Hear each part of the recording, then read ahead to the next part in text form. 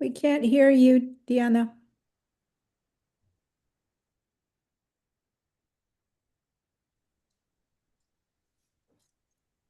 Now can you hear me? Yes. It's better when I connect it, doesn't it? It works better when the cable is connected to the microphone. I wonder why. All right.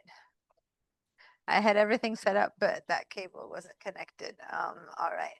So hi everyone. Let me get the mouse running.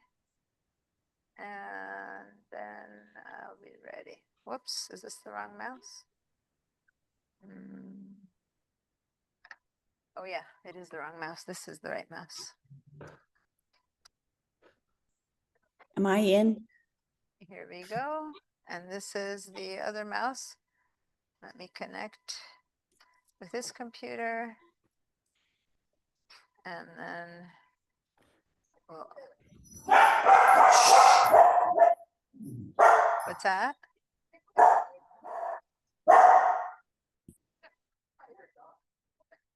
Someone's got the background going, yeah. Okay. Here we go. Here's the back. Here's the computer. I take the, whoa. There's some.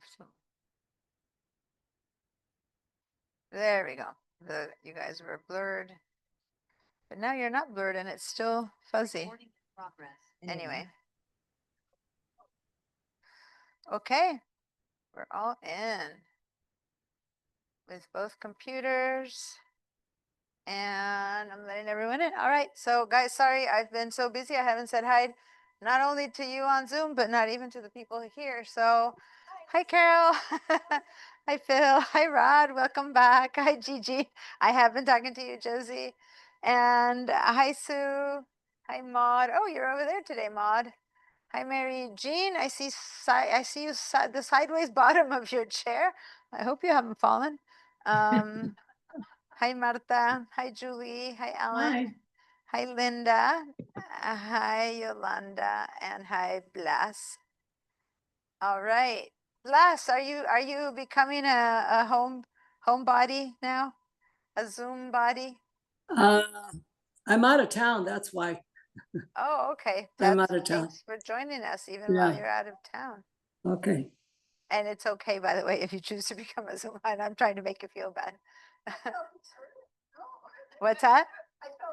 Yeah, Carol's feeling deserted, but other than that, I need to figure out the camera that's pointing towards you guys is blurry again, like last week. So I need to call in tech support for that one. I have no idea why. I mean, you can see, but it's not, it shouldn't be. Let me go to the video. Give me a second. Video settings. Just for the light, maybe. No parking. Over here, it's looking good. Oh, there. Now it's sharper. Yeah, you came into focus. Okay. Yeah, it was weird. The camera last week too looked so fuzzy, but now you're looking better. All right.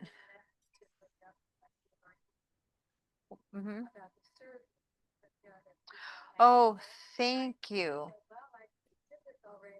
Yeah, thank you. So you guys, last Friday, I believe, I sent you guys a request for a survey, which you should have gotten. If you've been with me, you should have gotten it for the intro and for the Mac level 1 and Mac level 2. If possible, it's the kind of survey that they just want to check in with all the people in the class. So I know it's boring, but since it's my every 3-year evaluation, if they hear from like 2 people back, they might think something's wrong, and it's because you all answered the first one. So if you can please answer it each time, like if you've been in 3 classes by now, you should have answered it 3 times. Maybe copy paste the answers or something. I know but it's only every 3 years. So hopefully, and then if you take the iLife class, you'll be sent it again. So anytime, all students in all of my classes need to, would hopefully respond. You don't have to, it's a request. And as long as you can do that, that would be great. Maybe you don't need to answer all of the answers, but just kind of do the buttons or something. If it takes too long, it shouldn't take too long, but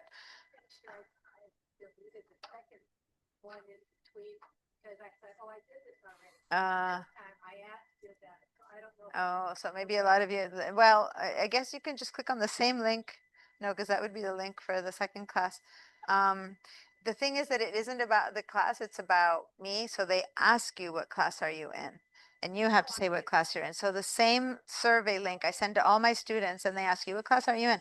So you can one time answer for all of them, even the ones you know you'll be in, if you know, if you've been in my class before and know what to answer. But if you want to wait until I teach it to decide what to answer, then you have to do it once at a time.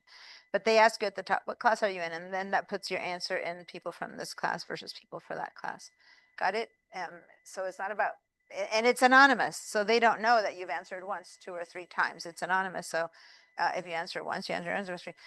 But of the people who belong to class Mac level 2, if you already all answered it, didn't answer, then it looks like no one in Mac level 2 answers. Does that make sense? But isn't it better that we wait till after the class? Because I did one, but that was for intro.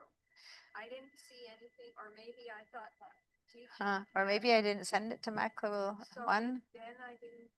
That's level 2 of you. one, Now I'm level 2. Yeah. Now, are you saying we could combine? You could one just and go to two? the, not combine, well, maybe you can, no, because if you write at the top which one you're in, the answers go to that one. And then when you can click on, finish that, and then click on the link again, and this time same you're in this one. So I do have the latest one. that you sent. Yeah, it's the same link. I will send that link to my students in Photoshop, Illustrator, and all my class, all my students get the same link, and they need to respond at the top, what's class you're in? And then how do you think that class went? And how does you teach it, and da da da da da. So that's the answers for that. Okay. Deanna, And it's, I mean, I will see at the end, the evaluator collects all the stuff. They, not the evaluator itself, somebody at the administration puts it in a format, which later the evaluator shares with me. And it's just like students in this class, and all the answers are piled on top of the, I have no idea who answered what. I just get feedback about the class. But so do the evaluators get feedback about what students think about my classes, kind of thing. But it's not like, oh, Carol said this, you know, it's not at all. It's anonymous. So you never get found out. Okay. Deanna, Or given credit to. You might want to say, I'm Carol and I think she's awesome. And then I'll know, oh, there's Carol. But you'd have to state that in the answers because I wouldn't know. Or I am Carol and I think I hate her. I'm like, okay, thank you, Carol. Whatever you say, you would have to write. Otherwise, an anonymous person will say how much they love me or hate me, or lukewarm they are. Anyway, Julie? yeah, I just pulled up the survey while you were talking and it says, what class or classes are you taking? So should we put intro to the Mac, Mac level 1 and Mac level 2? Oh, that's interesting. Yeah, I think before it didn't say or classes. I don't remember it saying that either. Yeah, I I just should pulled it. probably ask. Guys, I am an evaluator for others too, and this has never come up. Like, because I know how I know how I have received for the last few years, and for all the teachers that I evaluate every session, I evaluate teachers, I receive their evaluations and I see them per class. So how would they divide that? I don't know, but I just pulled it up and I started typing and then you said, well, you should do Huh. one and then go back in, but it's, I'll have to look into that because last time I checked, yeah, it used to be but one I mean, class. always the evaluations all come to me per class for all Yeah. the people that I evaluate. And most people teach 1, 2, or 3 classes. I teach so many that it's like rows and rows of all these charts. And then at the end, all the accumulated answers for people who answer not just the yes and no, but the answer in written. And they all come accumulated per class though. So if you write, I'm in these 3, how does that work? I don't know. But if it says that, then go ahead and do it all in one and then don't do it anymore. And then I'll ask about it. But yeah, it's a good one. Okay. Can you send me a quick, Julie, you're so good about this. Send me a little email asking to remind me to look into the multiple class answers, and then I'll write to the people who put this together, who are 2 offices down, so I can ask them what's up, Okay. because this wasn't that way before. Yeah, because a lot of you guys do move through a whole series. It's yeah, so you would have to, from what I know, you've always had to answer again and again, and we need answers from each student in each of our classes, not each individual student. So that's maybe that. Yeah, because it says, are you taking with this instructor this semester? So that would be, the It whole would thing. seem like that. Can you do a little screenshot of that and email it to me, and then I'll go Yeah. and ask. Sure. Thank you, because I don't see the survey myself, because Yeah, right. I don't answer about myself. I guess it does make sense. If you do have different opinions about how this class went versus that, you might want to answer different ones, but I don't know.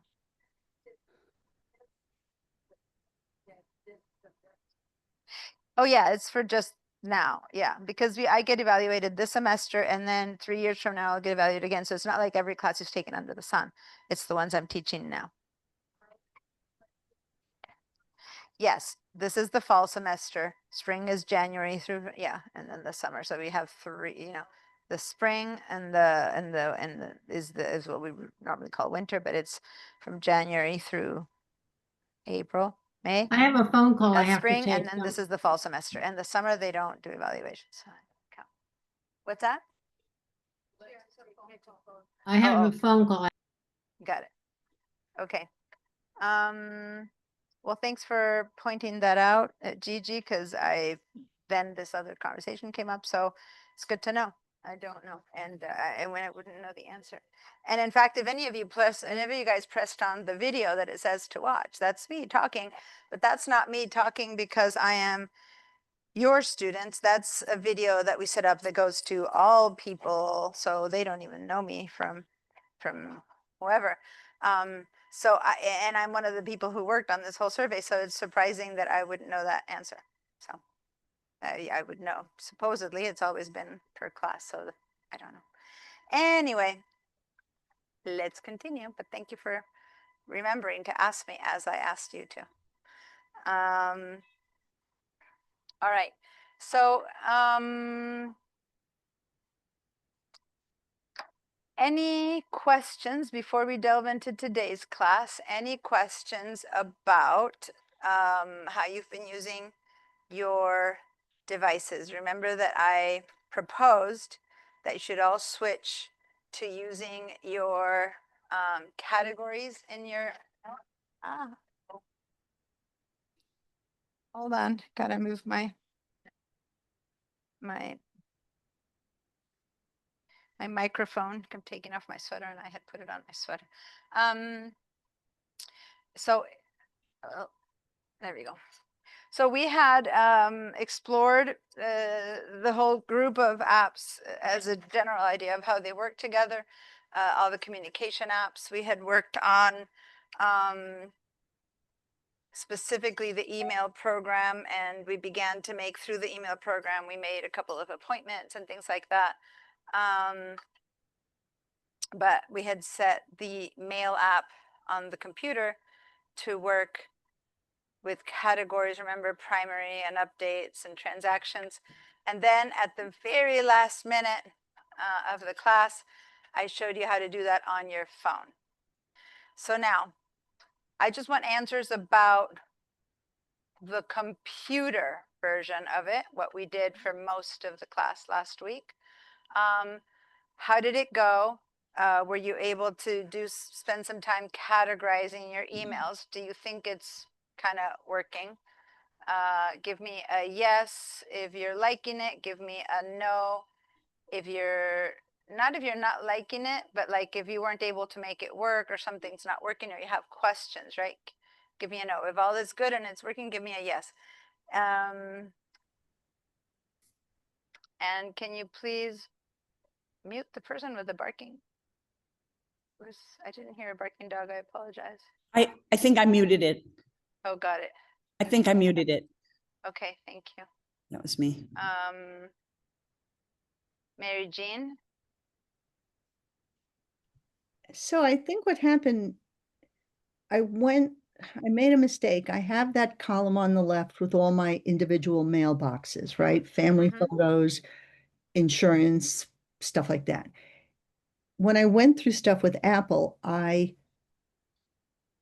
got rid of lots of emails, but I got rid of them through the all mailboxes, which then deleted all that stuff on the side, right? Let me share my screen to be clear about what you're saying. What you said, you went through the all inboxes or through the all mail that's here? Which one are you talking about when you say all? Well, hold on a second. The other odd thing going on right now, my screen, my monitor screen keeps like going black and then coming back. I don't know why. Why don't you share your screen with me? I'd be glad to. And let's see what you're talking about and whether the monitor is going black or not. I have one monitor here that flicks on and off all the time. They're trying to look into see what's happening. It's a monitor issue, but I don't know. They don't know here why it's happening, so I wouldn't know. See, and then I don't, Yikes. you know what? I'm going to One. disconnect from the big monitor because it's Got to bring my tea today. Okay, do you need some help with zooming? no. You know what? Why don't you stay muted, Maud, and then only unmute yourself when you have to speak to me, okay? And that would work better. All right, I'm not seeing you sharing, Mary Jean. Do you want me to talk you through it or tell me what's You happening? can you screen share with me or am I supposed to do something? You said you were going to screen share so I could see what's happening. Yes, what do I need to do that? Okay, go to the green button that says share on the Zoom. Okay. Okay, and then did you find it? Yes. Okay, once you click on it, you'll see another window. Go to the bottom of that window and you'll see a blue button that says share in white letters. Yeah. Well, it's in blue letters. Okay. White letters on blue. Blue Got it. button Okay. with white letters, yeah. And There now we I'm go. sharing. Now you're sharing. Now I'm seeing your, yeah, there we go. Okay. So if I go here, and now this is where it says inboxes. Yes. Up here, something shows up. I'm going to see if I could make it show. Okay, let me There it just is. say, See, it just showed up all mailboxes. okay, because it's just a search. Let me just stop you for a minute. Oh. Here, let me stop you for a minute. Then hold on, let me ask you this. Then how come all my Mustang went away? Fabulous went away. Family photos Because disappeared. you're looking for something called Timu inside of family photos and it doesn't exist, so it's empty. So there's zero Even- results for the even word if Timu not, in family photos. Does that Jeez make sense? Louise. Yeah, Okay, so give me totally. a second. Let me just straighten this up for a minute because the way you're Totally. seeing this right now is a little bit different than how I have. Can you scroll up again? Okay. Yeah. All right. So most people have the all inboxes up higher. That's the only difference, but this is still the all inboxes, right? Right. And what it's doing is showing you the inbox for dog and cat, the inbox for cat and dog, the inbox for cat massage. So it's showing you all the different inboxes that you have. So these are all different email addresses that people write to you at, right? Correct. Okay. Yes. Now over here, you are right now viewing only the contents of that one Right. mailbox. Cause see how up at the top it says Mustang? Yeah. So now I'm going On to all all. inboxes now, you're seeing the inbox of all these different ones in order of arrival. Now, if you do what I said the other day, you would also be viewing things in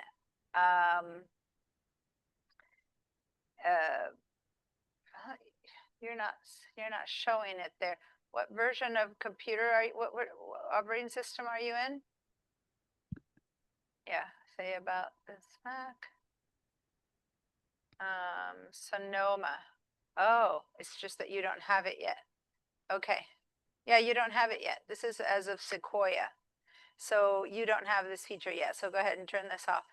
So for people who have Sequoia, which is one operating system newer than yours, and you could update, it's up to you to update or not. Then Oh, okay. people also have another little button here, allowing them to view their email by categories, but it just started in Sequoia. Okay, She's- fine. She's Thank one you. under, okay? Okay, and I can just upgrade how? By going to, That's true. You weren't here the first class. Go up here. Yeah, go to system settings and don't do it now. I'll show you how. But yeah, we talked all about this during intro to the Mac. And then head over to general. okay. Oh, I can do this. But I'll And point you to it software and then go to update. software update. And then you can do Yeah. this. Go to click on software. I want to see what it says just to make sure it's there because it's not showing as a possible update. So let's see if it shows up as a possible. I didn't look and see how old your computer was. Huh. I don't know. Your Mac is up to date, so maybe you are at the limit. Go back to general. Maybe you can't go up. Go back to general. Let me look at the details of your computer. Go to about again. Let me clear now my pink stuff out of the way. Click on about.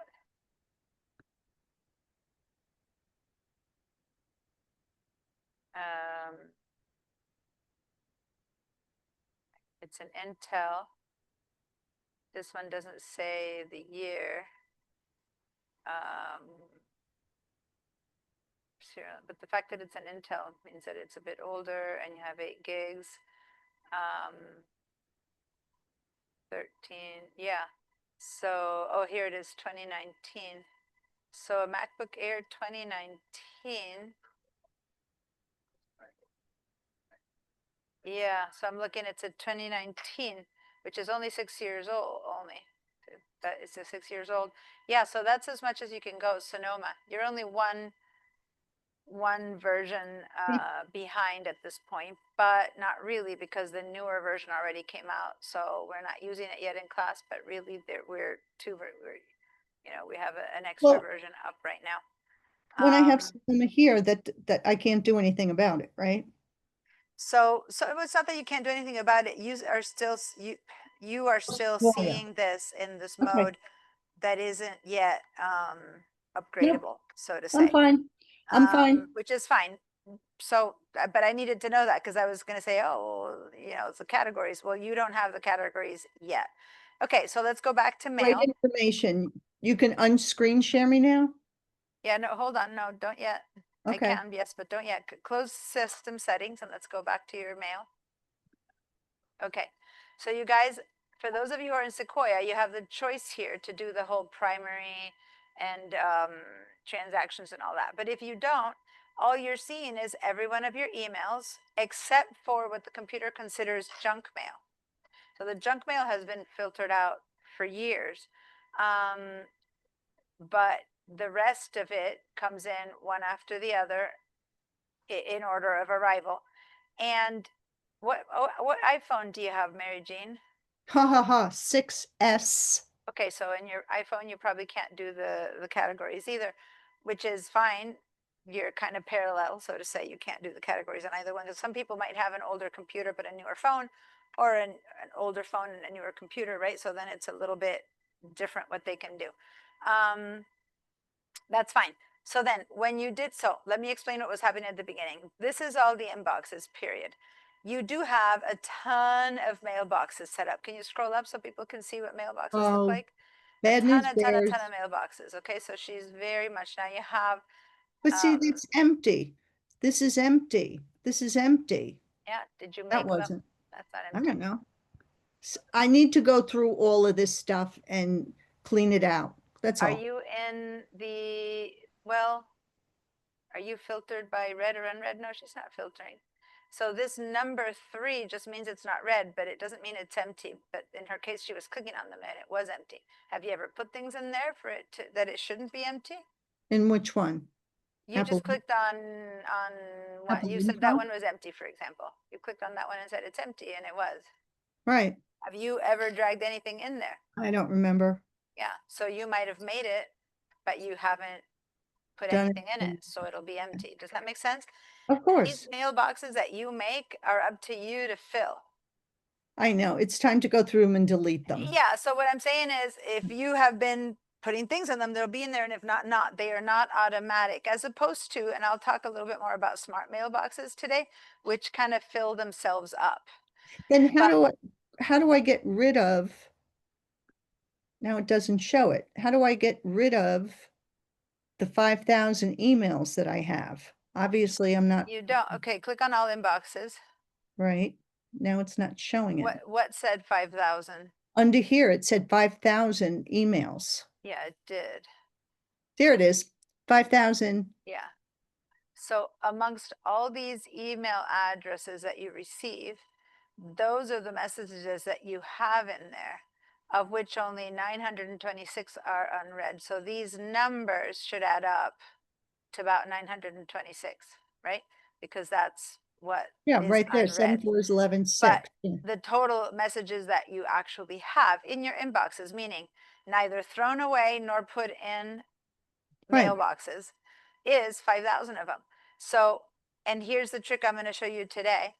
Okay, But what you could do, because if you go one by one, it's going to take quite a while, right? But one solution is to suddenly, you have time, not when you're checking email, but when you have time to sit and organize it, is to sit and alphabetize the arrival of these instead of by arrival.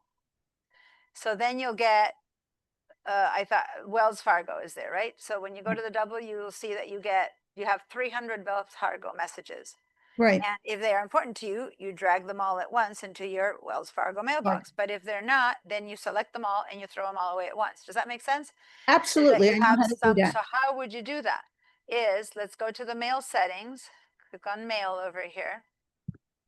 This is not a good way to check mail. It's a good way to organize mail. So go to settings. Yeah,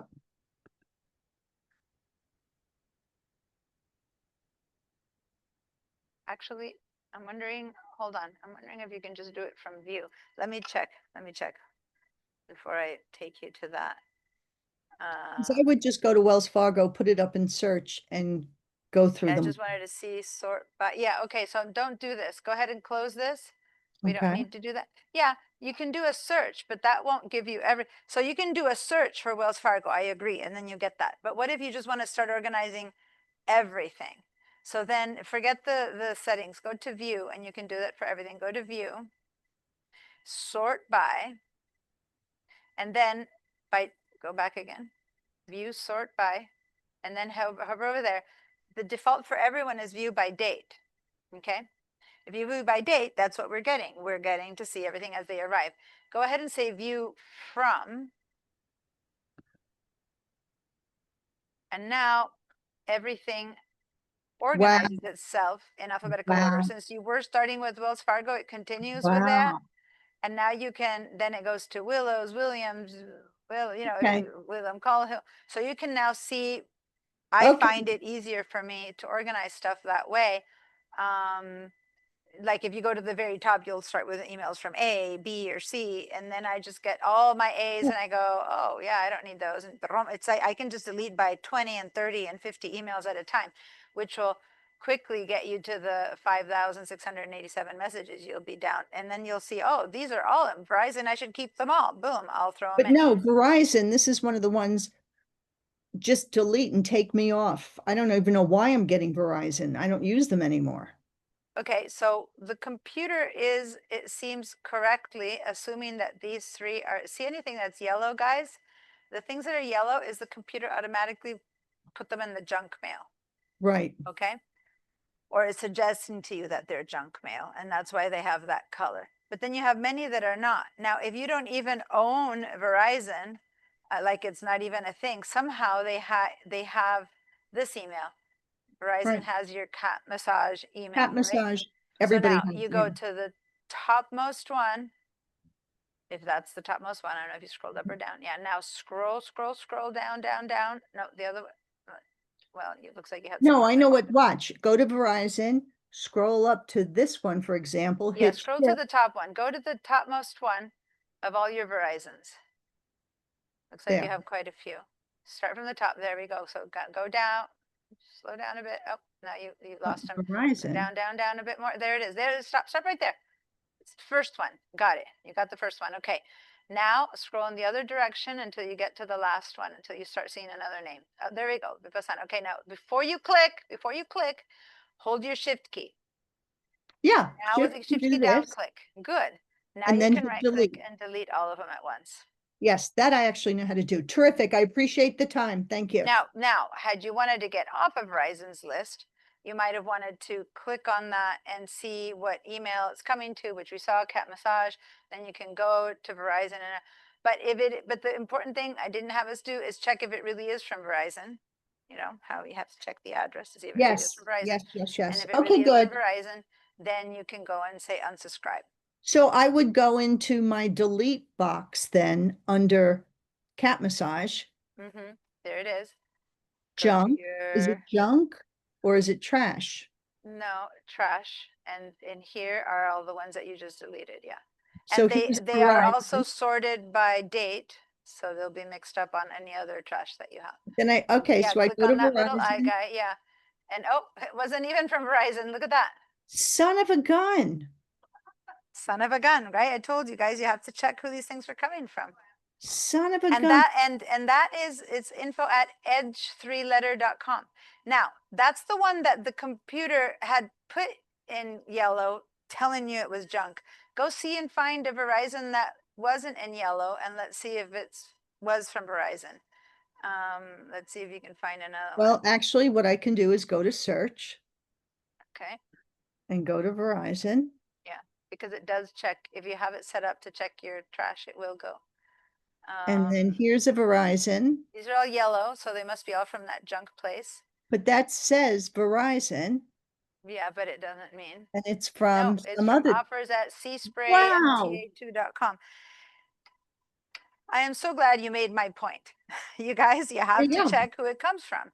The name, Wow. remember I told you, people are receiving things that say from Diana Musacchio, but And it looks Verizon-y. I mean, the I whole know. thing. Well, to me, that one looks clearly junky, but others don't. Others look really good. Yeah. So what if I was to call this number? You'd be getting to someone who'd go, hello, Verizon. Yeah, give me your credit card. I'll sell you a phone.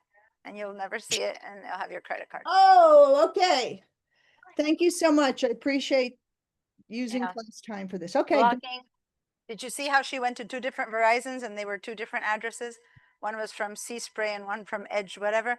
You can block them. Next time it'll come from Yes, Ray, you know. no. So I go up to Verizon and then I Mm-hmm. go block. No, not your trash. The searches through your trash. You know what? Yeah, and now I'm No, at Verizon it was Wireless. inbox. It was only what's in the inbox. So that 5,000 was inbox. So if she might have 10,000 neatly stored, who knows? She was checking her inbox. What if I go to Verizon here, which is in She trash, just put them in trash. Yeah. and block content, even though it's in trash? She took them from her inbox and put them in the trash. She did it with us. But then when you do a search, the search does pick up your trash. In fact, look at it saying, where are these? They are in the trash. They are in the trash. Right. When I took you last week to the settings where you do each account, you tell it what to do. And I have it that you're allowed to search the trash that's included. So hers was set on search the trash included. And so it picked this up from her trash. Now, if she empties the trash, then it'll be empty. But Okay. I'm done. I maxed out. Thanks. great. I'm- I'm so glad you shared because that was so good for everyone to see that I was even treating it out. These are from Verizon. And I went, wait a minute, why did they get flagged by Apple? And they got flagged. Now, we didn't see in your trash any of the ones that weren't flagged. So if you yourself want to go and see and find one that isn't and see if perchance maybe those are from Verizon and that's why Okay. they got not flagged even though you don't want them. And then in that case, you would have to go to that place and unsubscribe from Verizon from that Agreed. account. Okay, great. Super, Hopefully thanks. that was useful for everyone. Okay. So the sort view by name or from is really useful for when you're doing a cleanup, but it's not useful for you when you're seeing your emails, because then who knows when they arrive. So you don't forget to go back to view if you did change that and put by date again, because that's how you want to do when you're, that's the view you want to have when you're checking. Yes, Rod?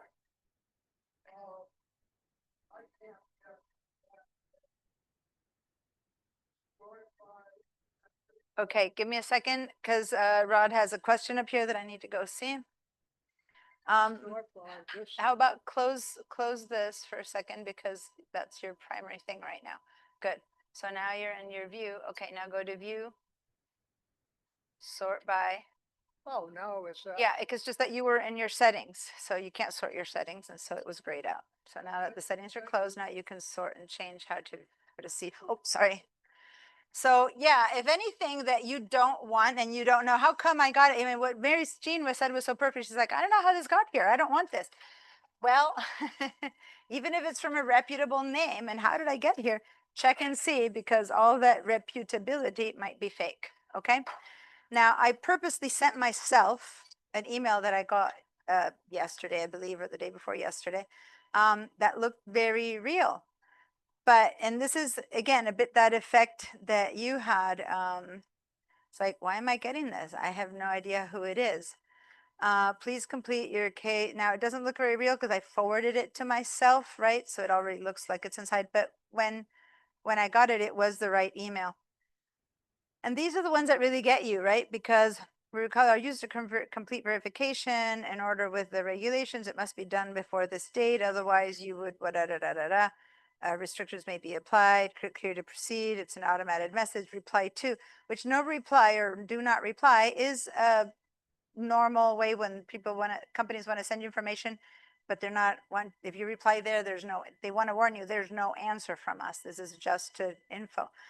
And then I look at the name MetaMask by Zoho at zohodesk.com. It doesn't look as trashy as other trashy things. It could be that desks tend to be tech supports and stuff. And so I'm like, so what is KYC?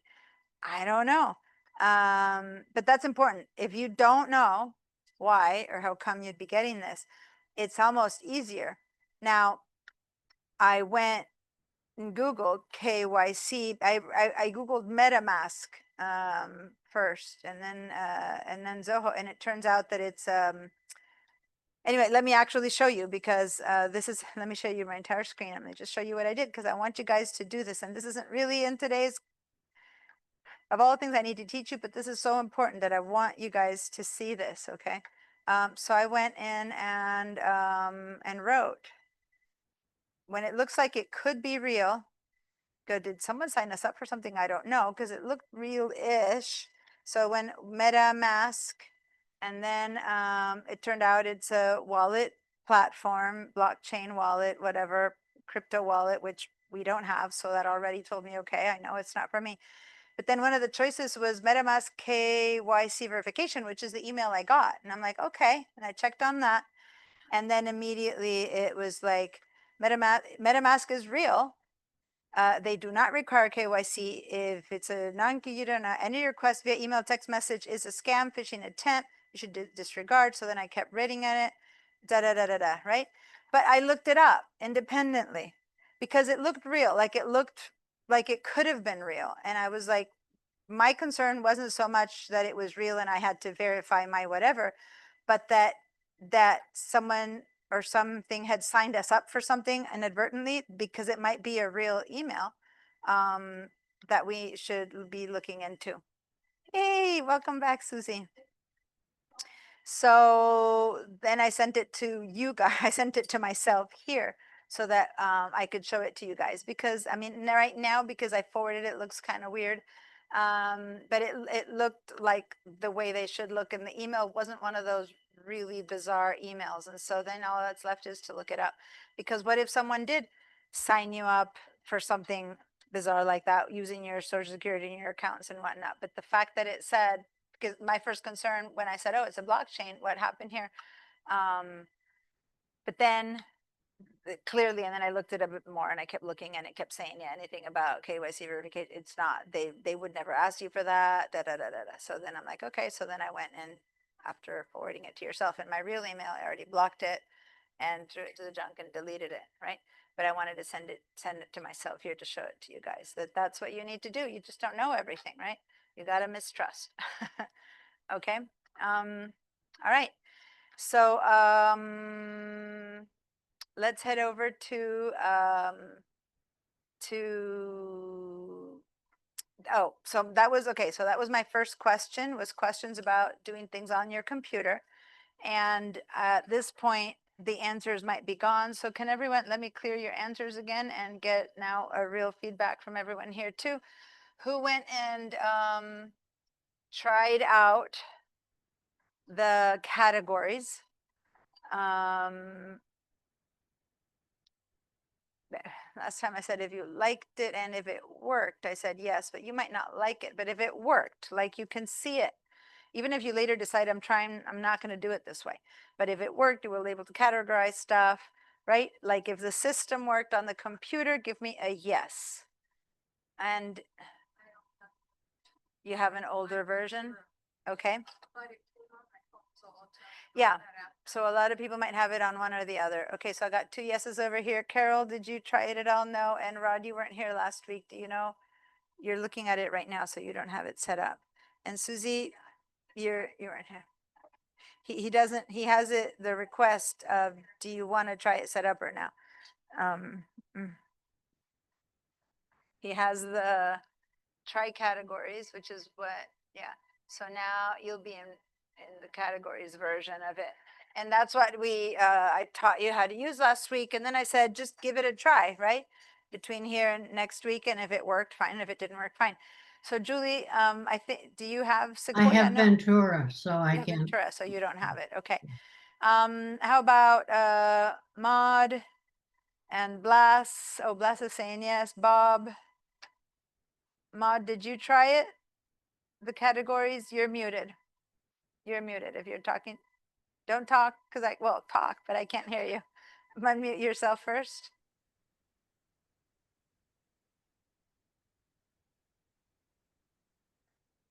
I did, but she just gets a message. She needs to go into unmute. So on the bottom left, on the button that says audio.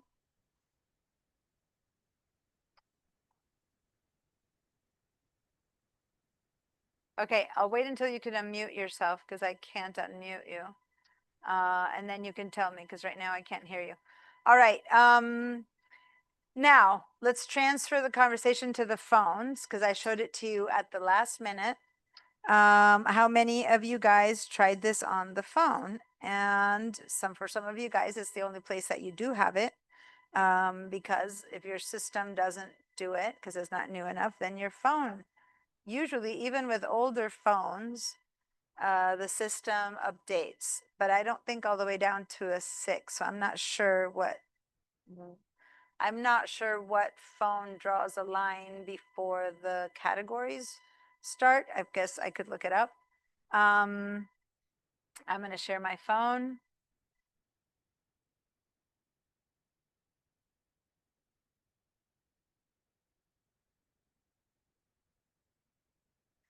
All right, so here's my phone, and in the mail app last week, I opened the wrong thing. In the mail app last week, we had the same 3 columns. We had all the mailboxes over here. And when you click on the mailboxes, then you get to see each individual mailbox, and you could choose to see them as one after the other, like this, or you could go up to these 3 dots and choose the categories view. And then you'd have them in primary. What's that? This is a 10. Yeah. Yeah. Older iPhones can upgrade to the latest software more than older computers can. Okay. And then you go to, once you go into the email, then you are in the email. So it's the 3 columns. It's the email, the one where you get the little reminder, the little preview of the email, and then the sidebar where you have your actual accounts with all the stuff that you can see from each account. So who set their phone? Clear your answers. who set their phone into this categories view and tried it, and did it work for you? Again, like it or not like it, we can talk about that. But if you try to categorize and couldn't, that would be no, it didn't work. Can you show me again? Or because I did show that rather quickly at the end of the class last week, the whole categorizing on the phone. Let me get your phones, your stuff set up in there. Okay, so here we have an example. What if I thought, let me go to, these are all, let me head over to like SBCC teacher, to one of these. What if I decided that some of these are coming into my primary, can you tell? My primary inbox for SBCC teacher. So I might think that this is all I'm getting. And the important thing is, especially when you scroll down, and this is the only part that I don't like, that I've scrolled down, I don't see those categories anymore, that I can't switch to go to transactions, for example. I can see that I'm in primary, but I have to scroll all the way up again to then go to transactions. And I think it would be better if they stayed up there so that I could be down here and I could now still switch to primary or not. That's just one thing I see about it. But anyway, here's my transactions. And what if I decided that one of these, this one is not a transaction, for example. This one is would belong better in, so here are the choices, okay? Primary, stuff I really want to get right now. Transactions, receipts, orders, deliveries, definitely very clear what that one is. The next one is updates, news, subscriptions, socials, right? Like things that I might want to get updated with or be. And then, but check it when I'm ready. And then the last one is promotions. Like, yeah, basically a bit more junky, more like junk mail that I got from companies that I chose. So for the most part, unless I'm looking for a promotion, I won't go. These two are a little bit harder to distinguish for the computer. I find that it does pretty well with primary and transactions, but between these two, it's a bit harder for the computer to subscribe. How does it know whether I want to read the Chronicle or if the Chronicle is something that I only want to see every now and then? Or how does it know if, you know, Neil Schaefer, so it can't know. Do you know what I'm trying to say? These two are kind of, because maybe I hang on every word that this Jan Richardson says, but I don't really want to read Neil Schaefer much, or vice versa. How are they going to know it's a good newsletter or a bad one? So these, I find that if you want to take these two categories more seriously, you do need to spend more time on them and say, you know what, I do read the Chronicle all the time. But I never read Tumblr. Okay, so then I'll grab Tumblr. Okay, let's drag it over a little bit, go to more, and I'm going to move it, categorize sender. I'm going to move it down to promotions. So anything from Tumblr is going to go to promotions? Yes, thank you. Continue. Does that make sense? And then if there is something in promotions that I go, oh, wow, no, this person's Jan Richardson, but every time they talk is something I really should be paying attention to and careful. I need to cancel because if I go too far, I have to go there to the more, and I'm going to recategorize it the other way. I'm going to send it up to updates and continue. So that way I can leave in the updates more of things like subscriptions, things that, yeah, when I have a chance to sit and read, updates on new tools, new things that I need to teach, things that I need to know about, that I don't really necessarily. And now social media tends to be here. And social media, if I go to Instagram, if I go to Facebook, if I go, then I want to look, that's fine. But do I need to be told this, BCC teacher, here's people that you're interested in? I don't need an email about that. So I can either go to Instagram and tell, don't send me stuff. That's the ideal. Or at the very least, I'm going to put it under promotions, right? So I'm going to categorize that back as a promotion so that it doesn't sit there and bug me. Okay. Same with this PC Mag Tech, which seems to be, every time we find it, seems to be about a price thing. So I'm going to go take it to promotions. Okay. So once you spend a little bit of time on that, I find that I spend 99% of my time just checking email here. I don't bother with the rest.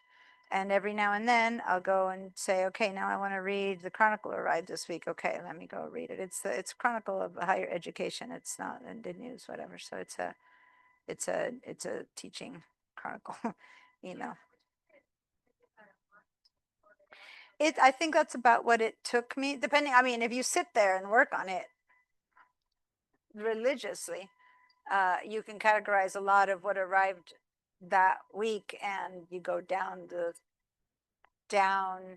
history and you categorize a month's worth. Maybe you don't have to spend, you have to spend maybe a couple of hours once, and then only, like, if you just categorize arrive that day, yeah, it might take you a month for everything that arrives that day. But if you sit with it and start categorizing everything, recategorizing the ones that arrived wrong, and you go a month down's worth, that kind of takes care of all those subscriptions that come once a week, once a month, once whatever. So then it's easier to just have a few things here, a few things there. And yeah, by a month in my personal one, I'm feeling comfy that everything is arriving. I still check now and then. I'll click on the others, but for the most part, I think it's doing a good job. Yeah.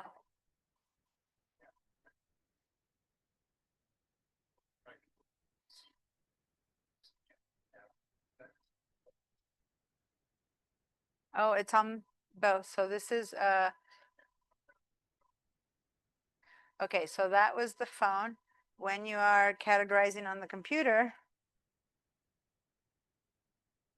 yeah, guys, I did this all last week, but we didn't do it for hours or anything. So if there's any other questions, this is a good time to ask.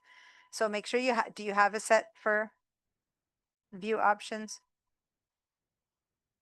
Go at the top right, view options, and you have to show mail categories. Okay, so once you have these categories, then yeah, say that I go to updates and I find something that shouldn't be an update, right? I don't know, maybe this, let me go actually to, I've been doing it enough every class that lately things are well updated for this SPC teacher. So that's the Chronicle of Higher Education. I do want it to be an update here. LinkedIn, I don't need to be reading about, well, here, deposit photo. This is free files. This is actually a this could be a transaction. It's free, but it's a transaction. So I'm going to right click on this one and I'm going to categorize center and call it transaction.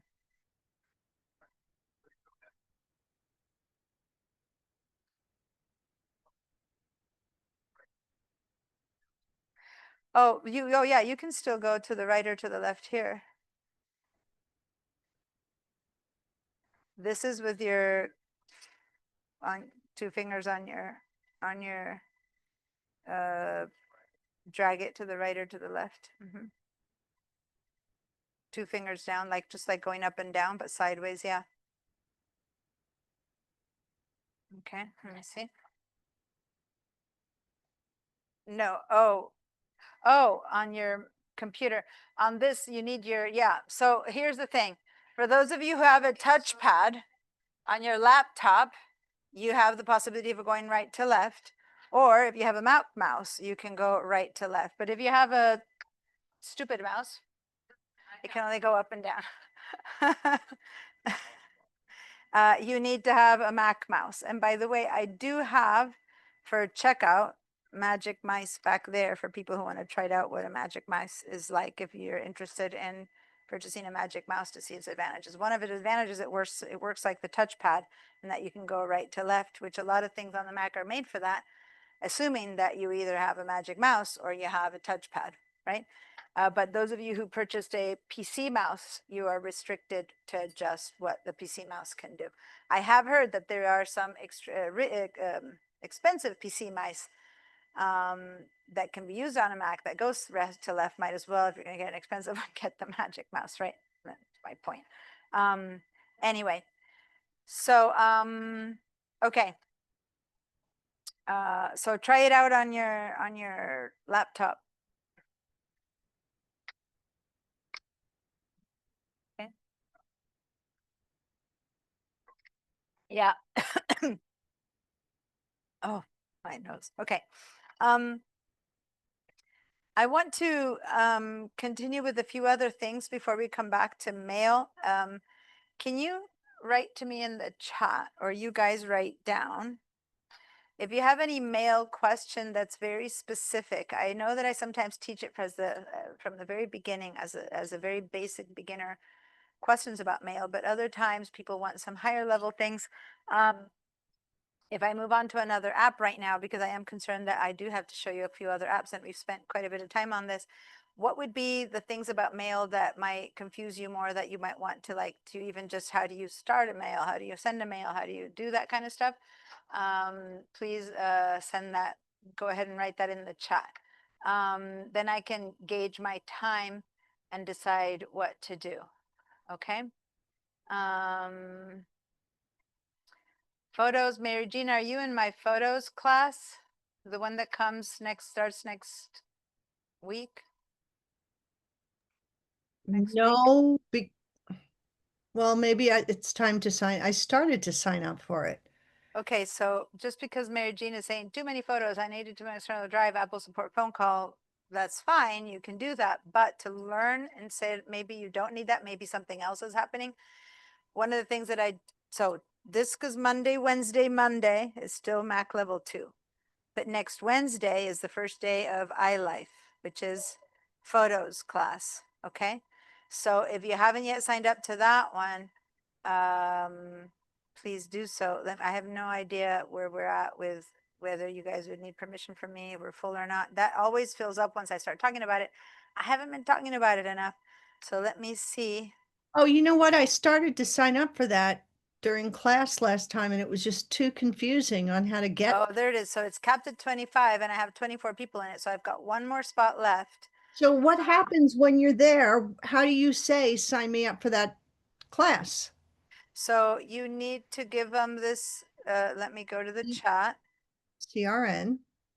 CRN, that is for iLife, which is Monday and Wednesday. And it goes a little bit later. It's 1 to 4:45 p.m. and it starts November 5, which is basically next Wednesday, for 4 weeks. And iLife is all about photos, videos, how to handle them, how to store them, what to do, how to organize them, where to put them, how to figure out your phone and how to make these things happen. So that class starts next Wednesday. Not this Wednesday, but the following Wednesday. Okay. And anyway, So does this class end next Monday then? next Monday. So we Oh, have okay. today, 3 more today and 2 more classes. Okay, thank you. So now notice, by the way, that on my other computer, it says that I can upgrade to higher levels, but this Mac, which is the school Mac, is saying that your Mac is running the latest allowed by organization, because this is a school map and they're only allowing me to stay in Sequoia. But my computer, it's here, this one, says that I can go up to Tahoe, which is the newest one, but I can't, because I'd be told you're not admin and I can't do it. But I'm surprised that this one isn't allowing me to move up. So I need to ask them, because at some point between this and the next class, I do want to move up so I can practice for us to be ready with a new one for spring. So I don't know why they're not letting the laptop upgrade, but yes, these computers. So that's a silly one. But anyway, Tahoe is the newest one. And I would expect that if everything does continue to go well, that by the spring session, when I start teaching that one, that I will start with Tahoe, and people can then or not have upgraded to Tahoe, those of you who can. So then you'll be 2 over from Sonoma, those of you from Sonoma, or three from Ventura. Now, does that mean that your computer that's on Ventura Sonoma isn't good or isn't working? No, not at all. It just means that certain features that are new just won't work. Like, for example, now in the mail, you're not getting the categorized senders, but it's still fine for what you're doing. You know what I'm trying to say? So no need to panic or change your computer unless there's a feature that would be great for you and you'd love to have that. And you go, I really want that one. So that's good. Then, yeah, it's up to you whether you upgrade or not, but I'm never going to push you into an upgrade unnecessarily. the thing is that before the upgrades didn't have so many changes in between, but now between one and the other, there are enough things that it becomes a little bit, okay, what version are you at? What version are you at? I keep checking all the time to keep track. After a while, my brain kind of starts losing the stuff that's like 7 years old. I'm like, okay, I'm gonna push that one out of the way. But for the most part, I can kind of keep track of it. All right, so I asked you to write in the chat anything particular you want to know about email. I don't see anything in there. The question about photos, I'm saying sign up to that class. You asked how to sign up. I don't want to spend much time here with that, but I do know it has become a little bit more easier / more complicated. For people who are first new students, it's much harder. New students who never have been in school before, it's much harder. They have to do this whole new FCC. I mean, signing up is much harder. But now that you've all taken a class and that you have been signed up, or those who never stop because you've always been taking a class, it's much easier, right? But it's shifted from where it was last session to this session. So all you need to do is get in there, put in that CRN, and you're done. But I need to show you where to put it on CRN because it changed. And so maybe what I'll do, when my alarm tells me that we're 15 minutes from the end of class, which normally means that I wrap up, I'm going to use those last 15 minutes to show you how to use the system to sign up again. But actually, yeah. I mean, if most of you are signed up for the class, then I can just spend a little bit less time. I don't know. The thing is that only one person can sign up right now. The rest of you have to sign in a form and submit it by email because I'm one person under the amount that can sign up online. After that, anyone who tries it up, it'll say closed. Send me an email. I send a form that's signed back to you, and you email it to those people. Okay, to those people, to the SEL. Okay, so now, any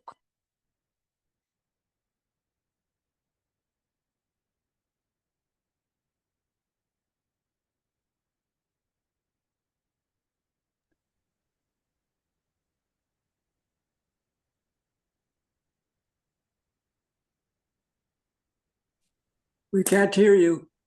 You've gone mute.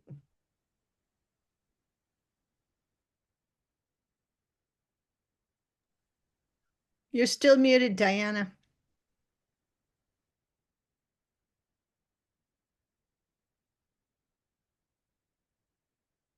Hi, can you hear me now? Yes, now. All right. So Josie is asking me about the sidebar, the smart mailboxes over here, and the On My Mac. So I'm going to talk a little bit about that. The smart mailboxes over here on the left side, and then we're going to end. So yeah, I just wanted to show you a few things. But anyway, here's a smart mailbox. Those of you who then take my photos class, there's also smart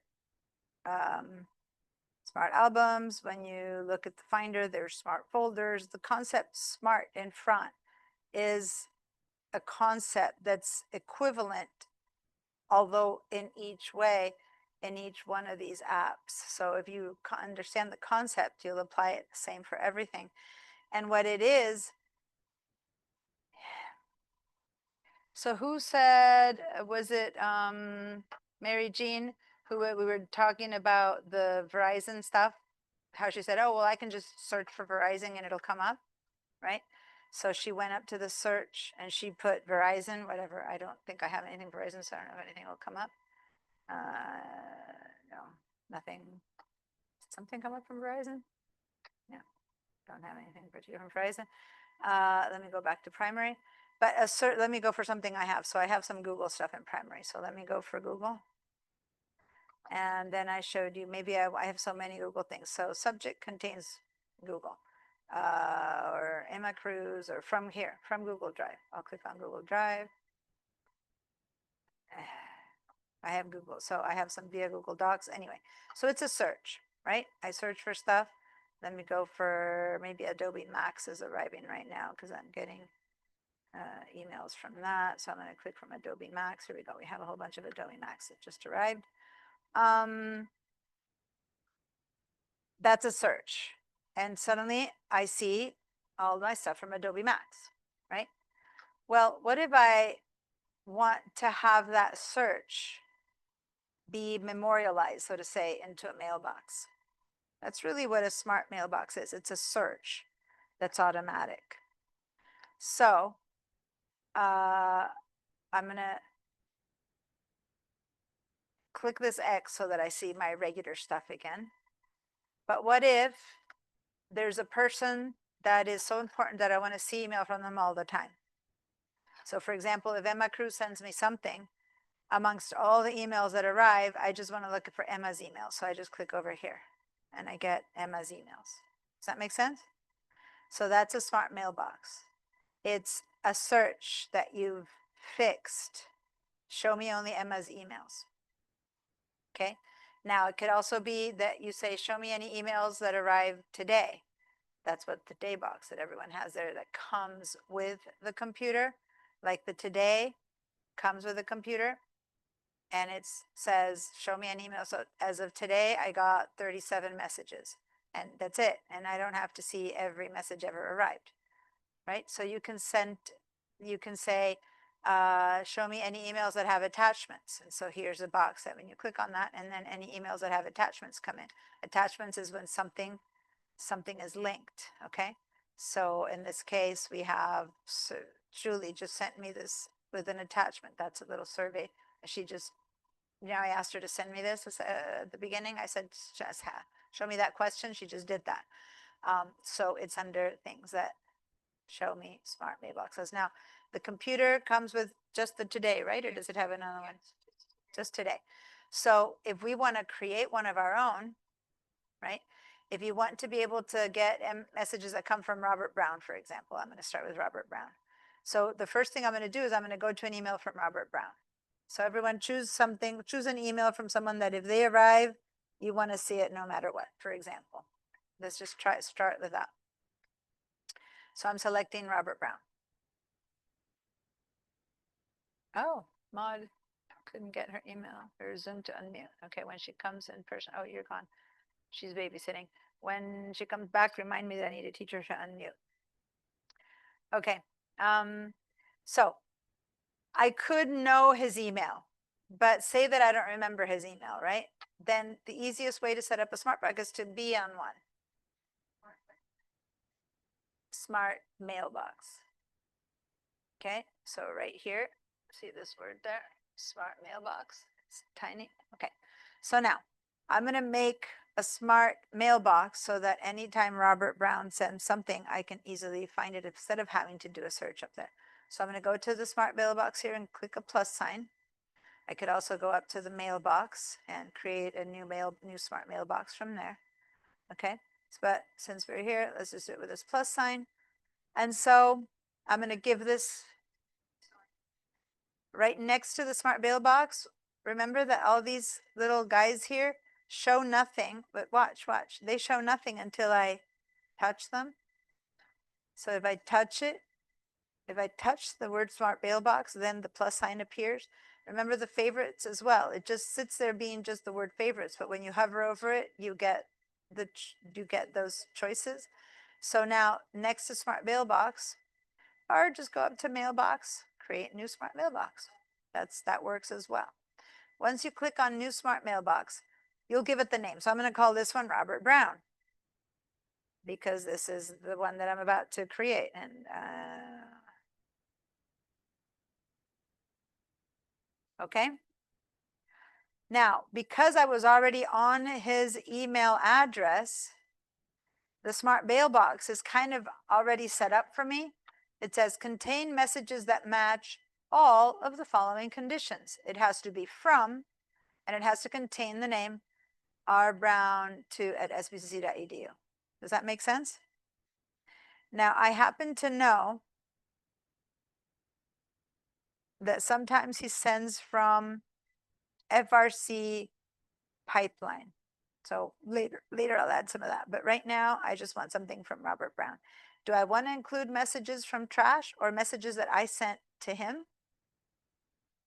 If I want to, then I would click these on. And I might want to include the ones, he's our FRC Faculty Resource Center. If I need to learn something new that the school has created, they put out little tutorials for school stuff only, like Canvas, things that are changes. And so I might want to ask him something or whatever. But whenever there's a training, they'll be sending out a new training. So now if I trash it, I'll consider it trash, but I do want to know if I've sent him something too. So good. So now I'll say, okay. And there it is now, Robert Brown. It's basically a search. Anything he has ever sent me all the way down to 2015.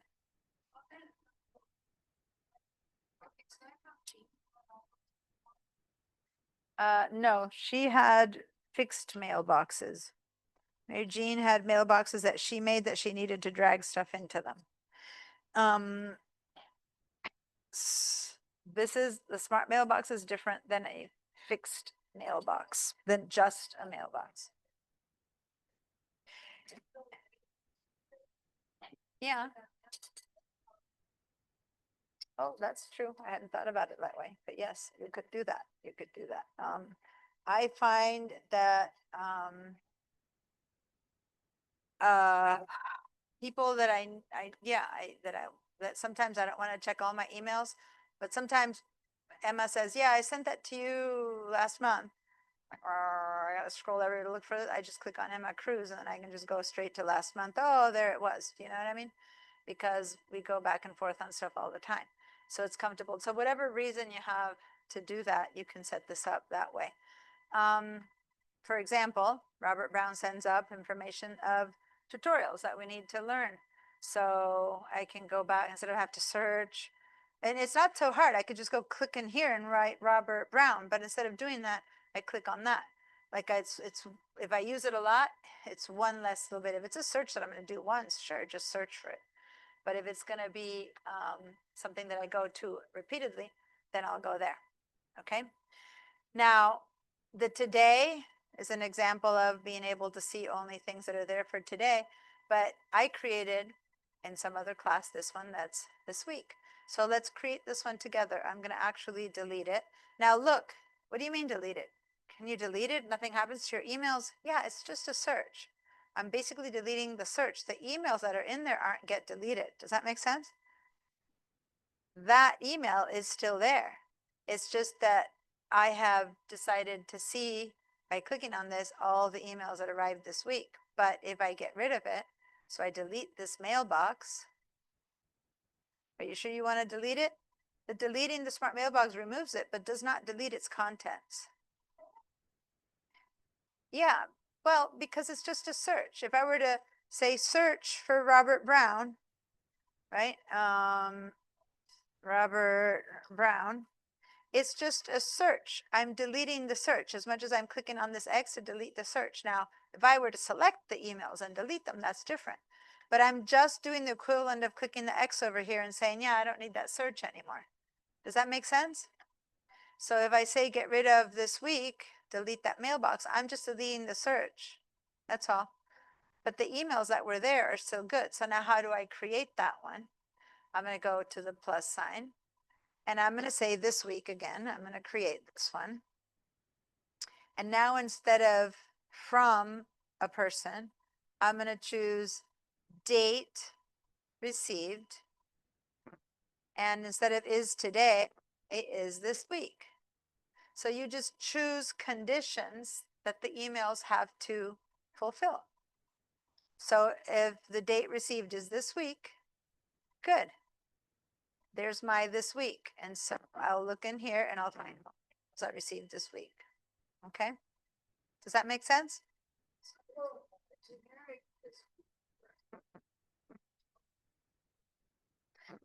Yeah, and if you put a range of dates, you're messed up because a range of dates will mean this week, but by next week, it'll have been 2 weeks away by the third week. So if I'm searching for something that arrived in the week between, you know, the 1st of March and the second week of March, I can set up a search for all the things that arrived the first week of March.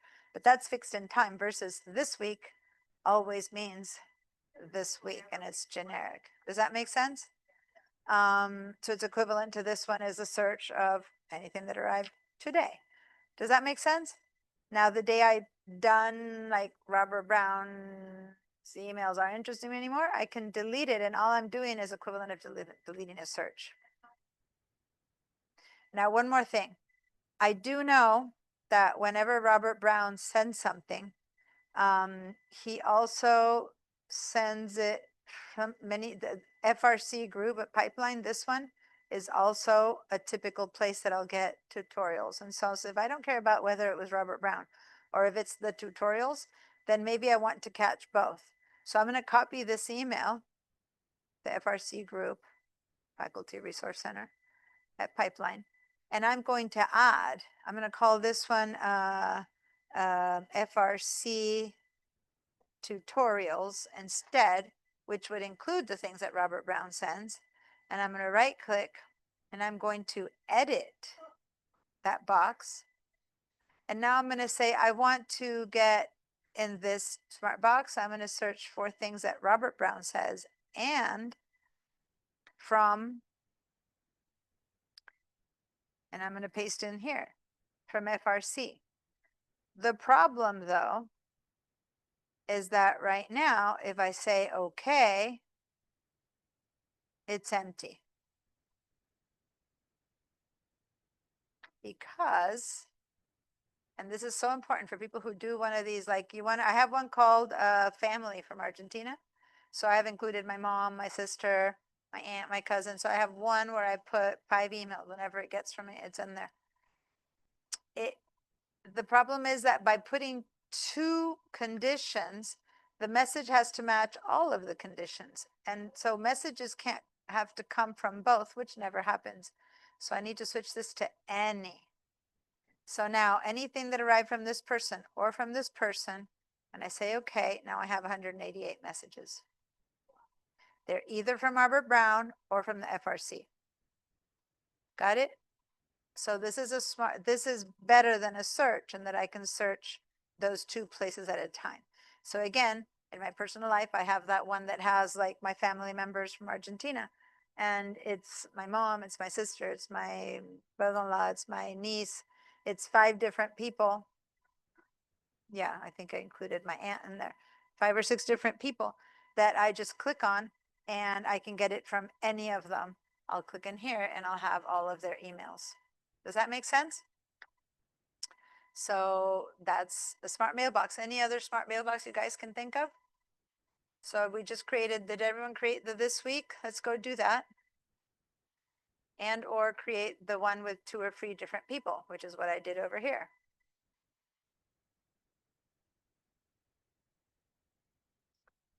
I'm going to delete this one again. As I said, this is just a search. I'm going to actually put someone else in here. Robert Brown sometimes sends from Pipeline. So I'm going to go over here and I'm going to edit this one more time.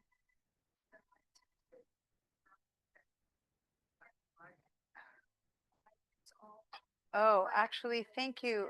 I'm sorry. And you know what? Oh, there comes Diane. Sorry. Yes, sorry. I forget that in this screen, I have to have this much bigger. But other than that, let me put,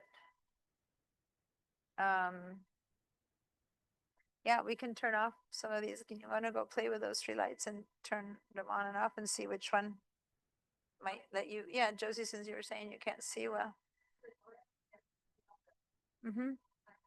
That now that I think maybe it's worse now that the light is down, which for some, yeah. So turn the one nearest to the door off first. Okay, then turn it on again, then try the next one. And then try the next, just try all 3 and then, no, but turn the other one all off. You can't see your keyboard. No? Okay, so then put that one on again and do the middle one off.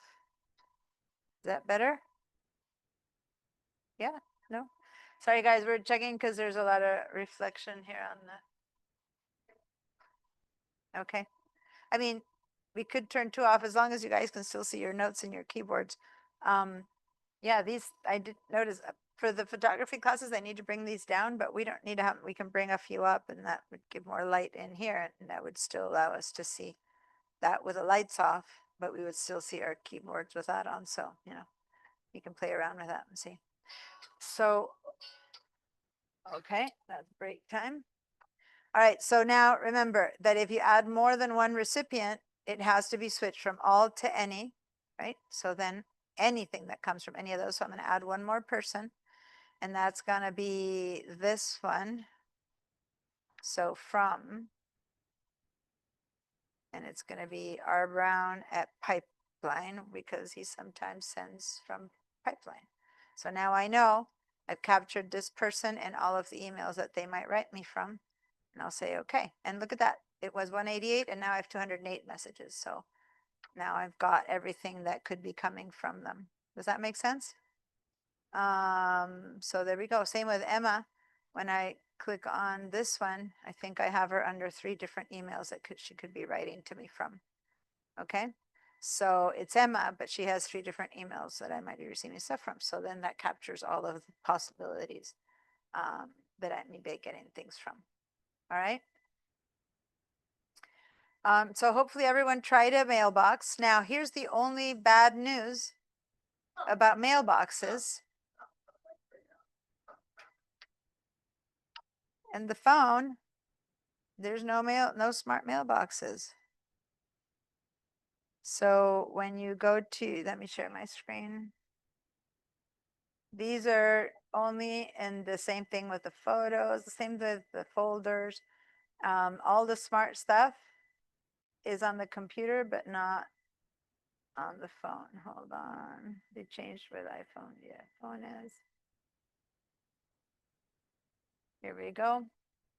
So when I go to the mailbox section of my phone, you'll see all the mailboxes and stuff, but you will not see the smart mailboxes that I just created. Everything else, I always show you the equivalent. Well, yep, it's everything except for these, because they're basically searches. And the search function is so different that it's just not, I guess, I don't know, technologically, why not? But it isn't something you can transfer, okay? Now, you might have seen that I have a VIP in here that I haven't mentioned, and a VIP is something that allows me without a smart mailbox to click on and see mails from people that I consider VIPs. Okay, so that could be a bit of a quick access to just a certain amount of people. And how do I make a VIP? You choose. So I'm going to say done here, but I can go ahead and notice that in my VIP, there's a choice here, and I'll show you how to put up a VIP to start with. But now I click on that little I, and I'm going to add someone else. I'm going to add a VIP, and they have to be in my phone book. And I'm going to decide that, I don't know, here's Jane Doe is a VIP, whatever. And so I'll add her. And then when I say done, I'll be able to go just tier the VIP and get anything from those people under my VIP. So it's one big pot as opposed to the individual ones. But for people who are really like in my personal life, I have my immediate family members in my VIP.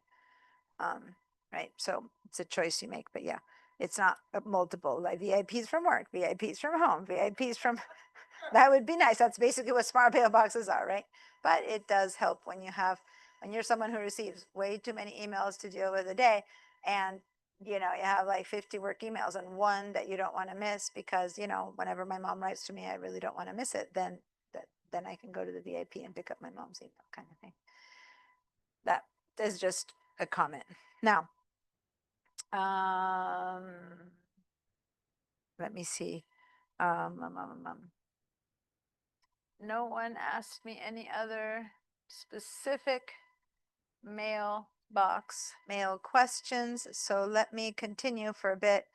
And even if you have any mail questions, I want to continue to start to put together a couple of the other apps. So I'm going to actually stop this share over there.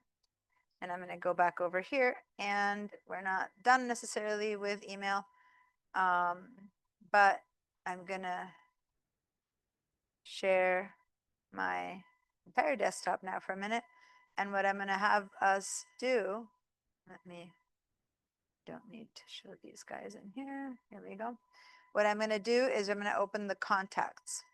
So everyone open your contacts app on your computer first, then we can open it on your screen. So some of you don't have your computers on. So wait, were you able to get into your computer if you want to try that? Okay, contacts. And, oh, you're starting a smart mailbox in the back. Okay. All right. So in contacts, you should have 3 windows. Everyone here has 3 windows. How about at home? Does everyone have the 3 columns? I believe I had you turn them on a little bit earlier in the game, but I'm not sure. Let me actually reshare to just contacts for a minute. And here on the left side, you have equivalent to as before, we have all contacts. Now, Rod, is that you? Yeah. All right. So when you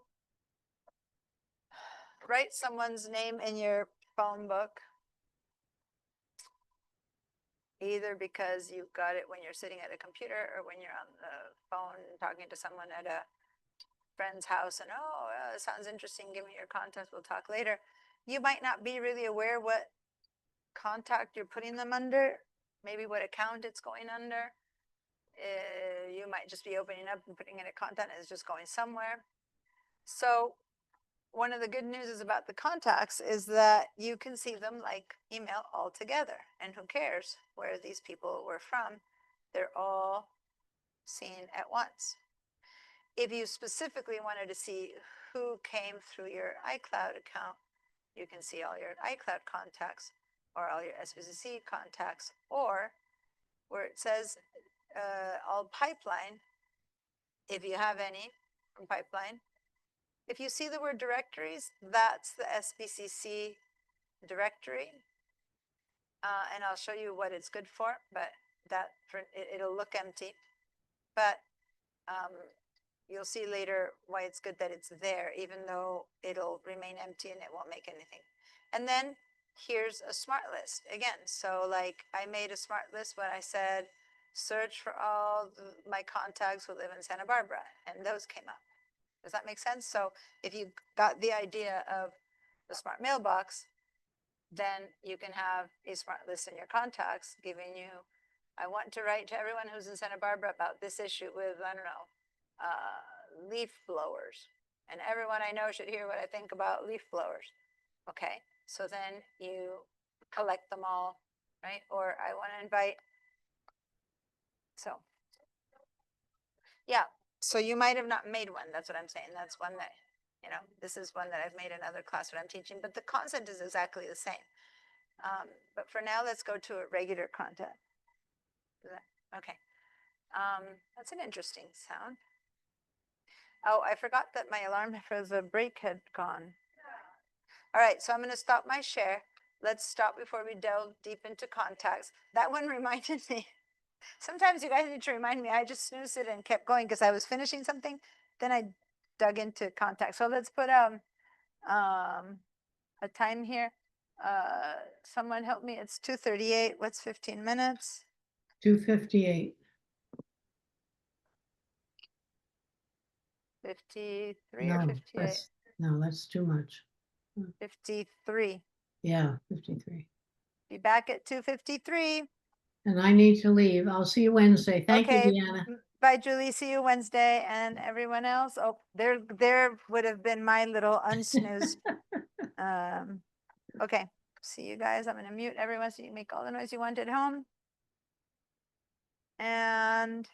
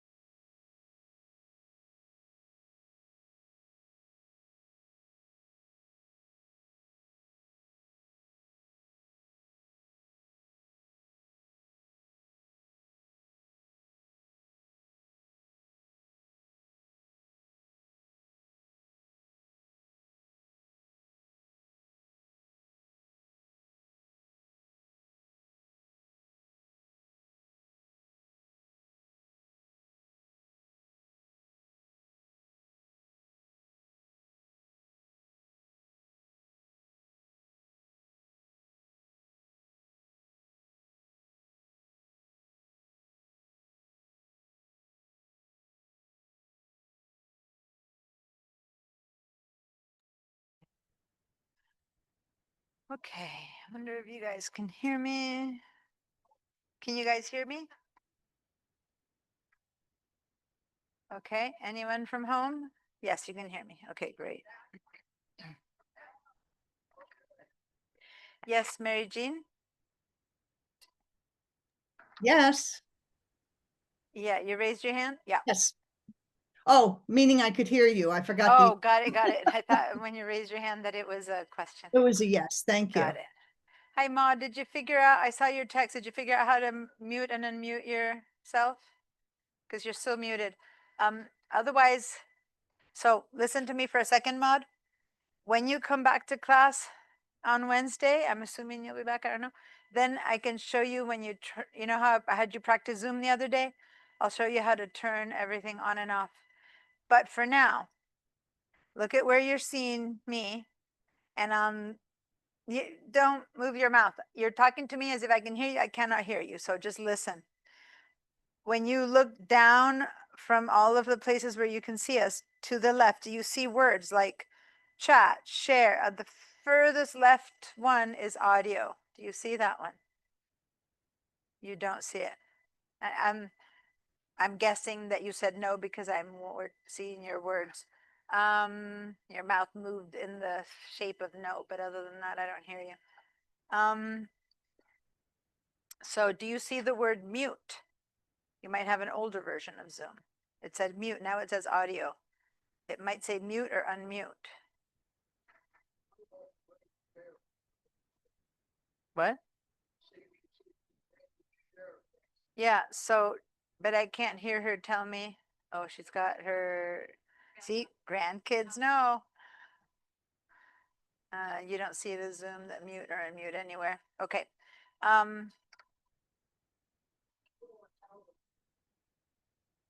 I can't unmute. You're babysitting. Okay. Yeah, gotta go. That's fine. You can still listen in, but it's okay. All right. When you come back to class, I'll be able to show you how to mute or unmute.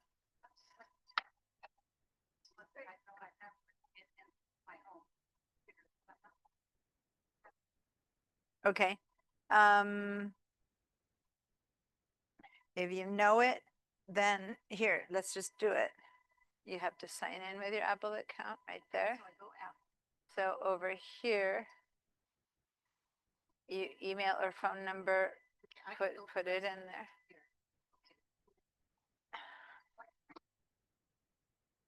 Yeah, it's just that I don't, yeah. Okay. So I'm going to share my screen again, and we were on the contacts up. Okay.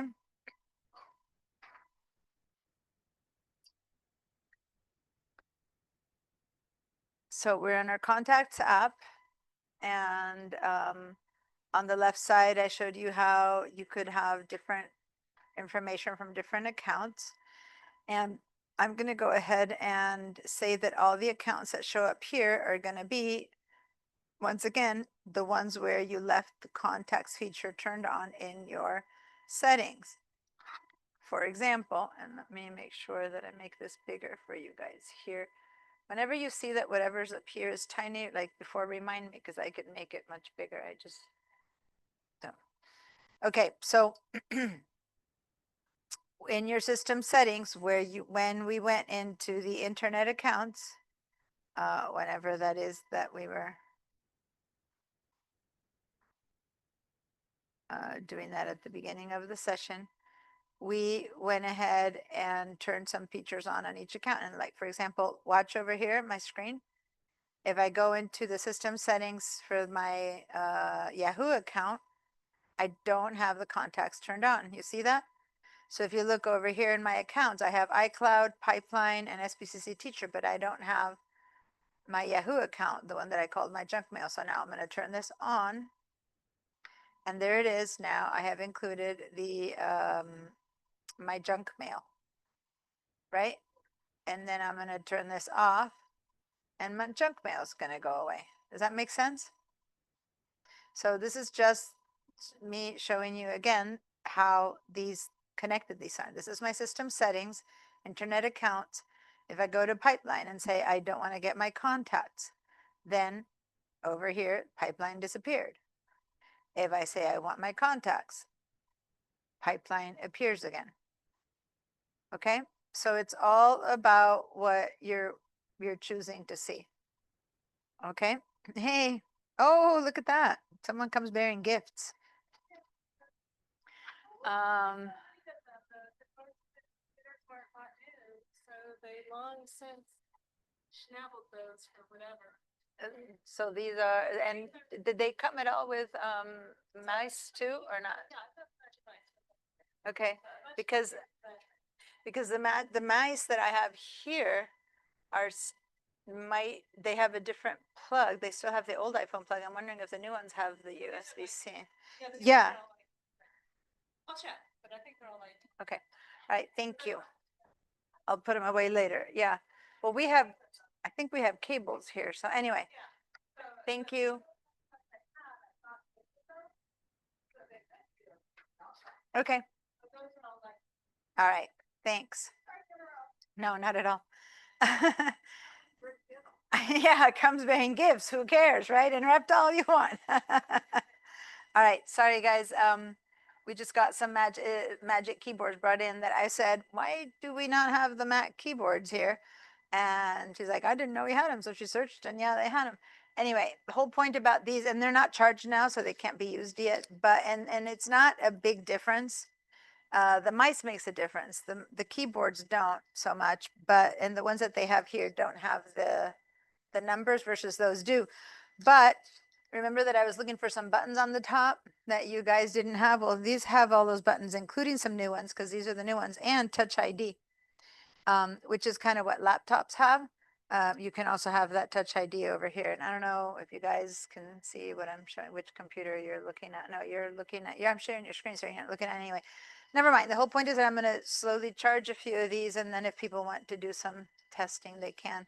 But let me just set 1 or 2 to charge, and then we can, doesn't matter. So as I said, I have magic mice in the back for you to test. And in the future, once these are charged, if you want, you can test the,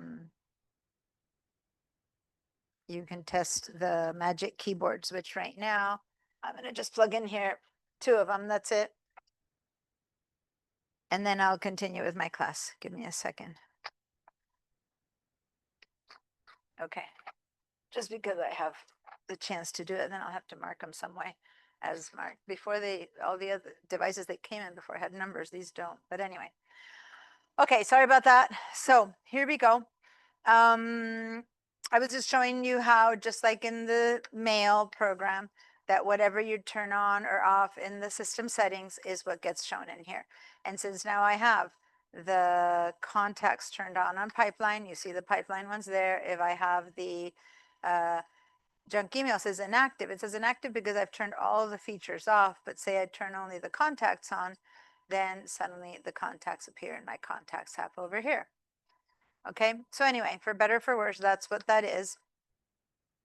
I'm going to leave it off again because I actually have some real contacts in there, and versus I don't really have real contacts in my SBCC and stuff like that. So it's a bit easier when I'm teaching to not have that. So I'm going to turn the settings off again, but I just wanted to share that again with you to remind you where these come from. They come from the fact that I had them turn on or off. Now, just like we did in the mail app, I could also have gone to the settings and accounts. Let me share my entire window to show you what I'm showing you right now. I could have also gone just to the contact settings and accounts and set up the accounts from there, or add a different account in here. Okay, so every app, remember, has its own settings up there. All right, so now with this open up and let me share only that so people at home don't need to have so much screen of mine. Okay, so guys, here's how this works. I don't have that many contacts set up in this fake account settings here. So that's why you see the A, the B, and the C. But if you have a ton of them, you might just see a bunch of names and not be able to scroll so easily from A, B, C. Does that make sense? The way that you look at this B and you go, Nathan, Jillian, Steve, Ben. Okay, finally one. And it's because other than Ben Clark, which is written incorrectly, the rest are written correctly, meaning Annette is the first name, Berlin is a last name. So they're under the B because of last name, but they show up as Nathan Barry, Steve Beckett. Does that make sense? But they are your B's by last name. You can choose differently. Now, why is Ben Clark there? Is because someone put it in. If I click on Steve Beckett, it says Steve Beckett. It's like, okay, what's the difference? Well, watch. If I go ahead and say edit, Steve is first name, Beckett is second name, or sorry, last name, versus Ben Clark was, if you hit edit, was entered as Ben Clark, first name. It has no last name. So then he's out of order in the B's. He should be under C's. Does that make sense? And that's because, and this is very typical if people come from like Google Contacts or something like that, where you just write first and last all in one here. When we write a new person, you need to make sure that you put first name in the first name box and last name in the second name box. Otherwise, Ben Clark will be always in the wrong place. That said, does it matter so much? It only matters if we're looking like this. But if we do a search and we look for Ben Clark, he'll appear. It doesn't matter what he's under, right? So it's not a huge big deal. And if you look for Clark, he'll also appear as Ben Clark, right? Now, just showing you that why under here he seems to appear in the wrong place. Now, you might notice that sometimes I have people twice. Sometimes I have people in the wrong place. Sometimes I have like 2 Jane Does, so we're 2 Sally Fields. So we're going to talk a little bit about that. And first of all, though, I want to make sure that wherever these came from, however they came from in there, they're very searchable by any of the information that you put in there. So let's go with what you already have first. So we're going to learn a search, and then we can begin to put our own in. Say that I write the word book. Oh, 3 people appeared. Ryan Alexander, Nathan Barry, and Nathan Barry again under the word book. Well, it turns out that under that person's name, under the notes, this person is in my book group. So it's searching not just for the name, but for anything under that person. So you know how when someone you don't remember, but you walk the dog with them, or you met them at Jane's house or something like that. So in the notes, you would write things that help you remind you of that person, or this guy's the plumber that came in March, that kind of stuff. So you write these notes. So then later you click over here and you go, God, what was the plumber's name? I don't know, plumber. And oh, here we go. Robin Hood, I guess, is a plumber. Does that make sense? So it's, notice though, that when you start writing in the search, say I write P, I'm looking for the plumber, then any solution here is a possible P. When I go PL, oh, it's gone down to just a couple. Let me see, Jack Place or Apple, PL, right? Those are obvious. How about why Aaron Coulter? What's PL and Robin Hood? Oh, Sam Plur, PL. Where's Robin Hood? Oh, because plumber. How about Aaron Coulter?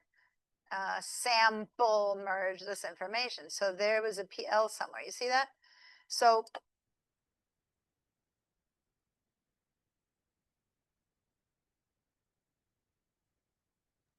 We can hear you.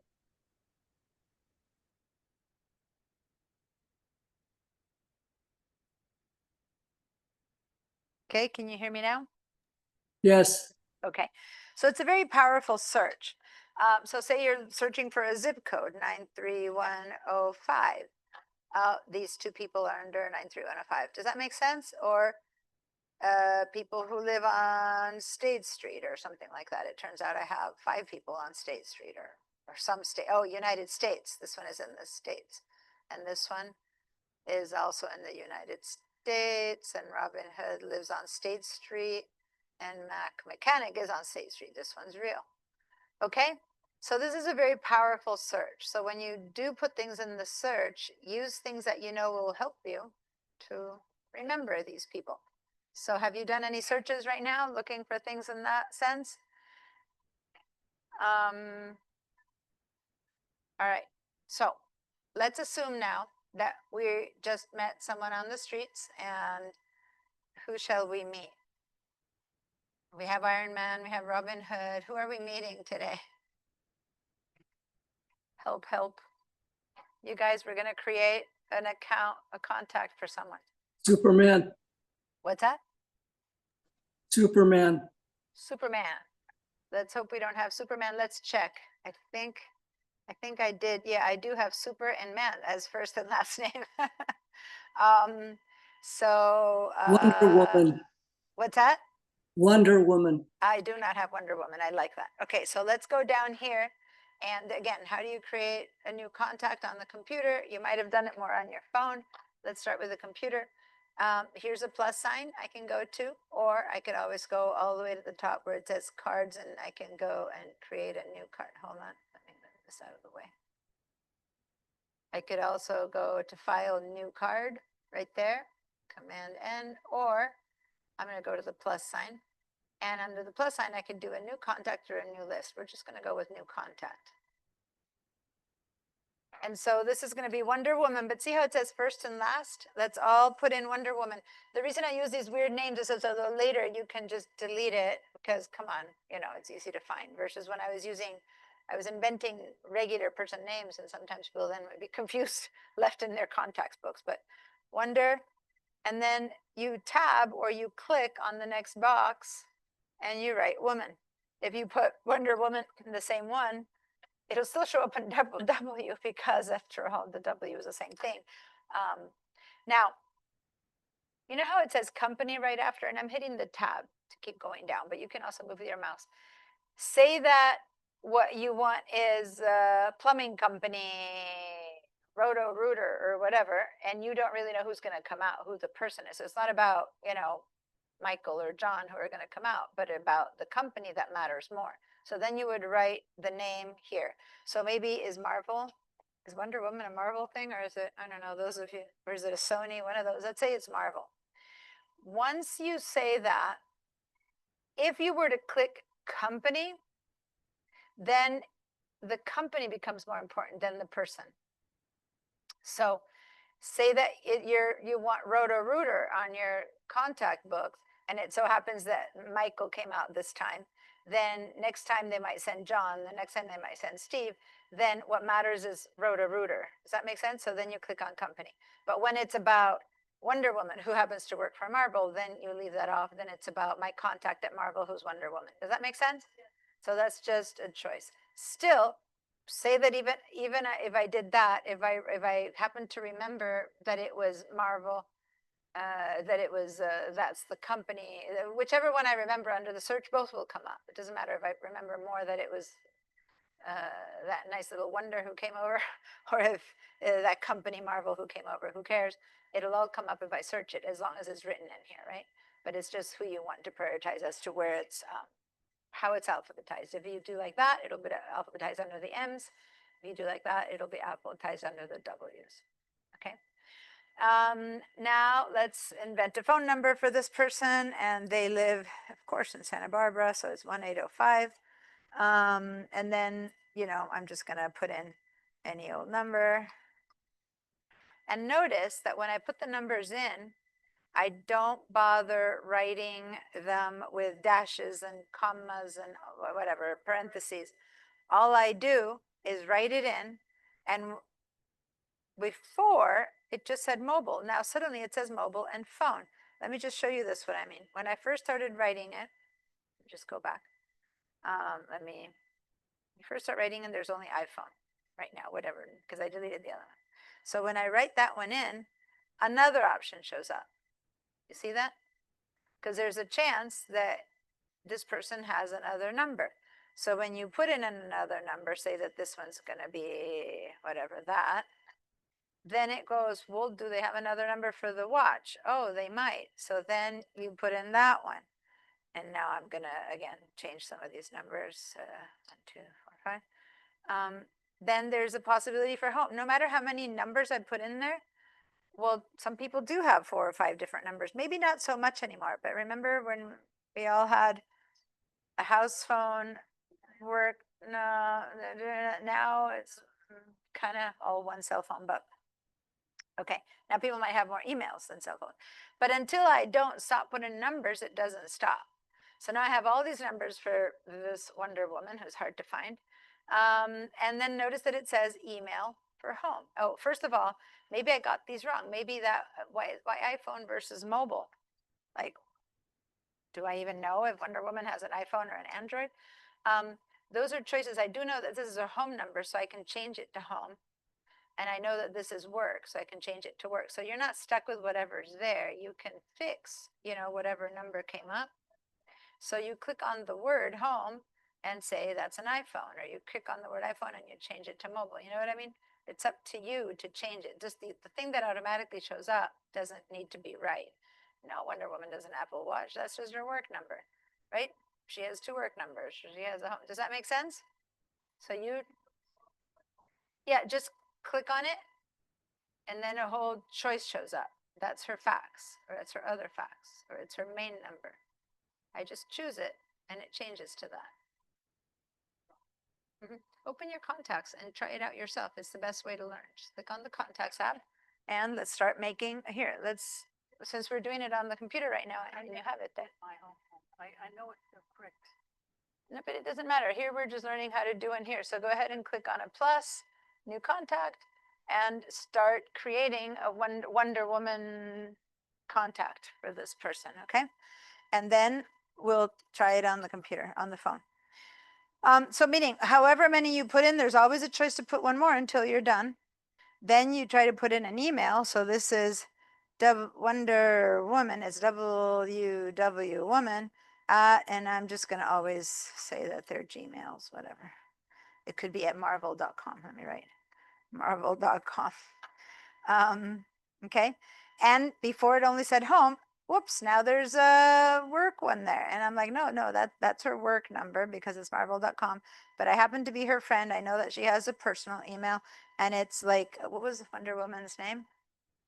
Is it Linda? I think it was Linda Wonder. I have no idea what her last name at gmail.com.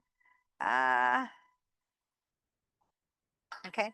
Now, guys, I'm warning you, this recording is probably not going to be allowed on YouTube. Just so you know, remember what I told you, because I'm exposing personal information. And so they're going to say it's bullying and harassment. So when you see the recording for this class, it'll be reaching out through Zoom with that passcode. Okay. So those of you who need to watch the recording, it'll be on for 14 days because that's what they always do to this day because I'm exposing personal information, right? Even though they don't know, they can't know this isn't real. Okay. So see how it says others. So you could keep putting in more. It's always going to give you more and more and more. Now there's other things here that are showing up.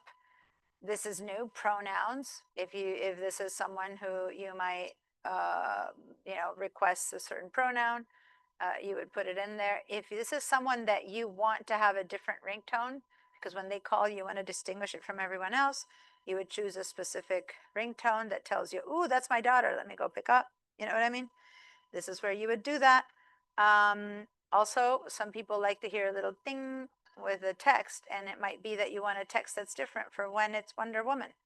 In this case, again, it's your daughter, your son, certain person. So again, here's where you would say that for Wonder Woman, you want that one. Does that make sense? And the sound, you want it to be that one. So whenever that rings, you go, oh, I got to answer because that's someone that I do want to see. Okay. Anyway, so that's just choosing.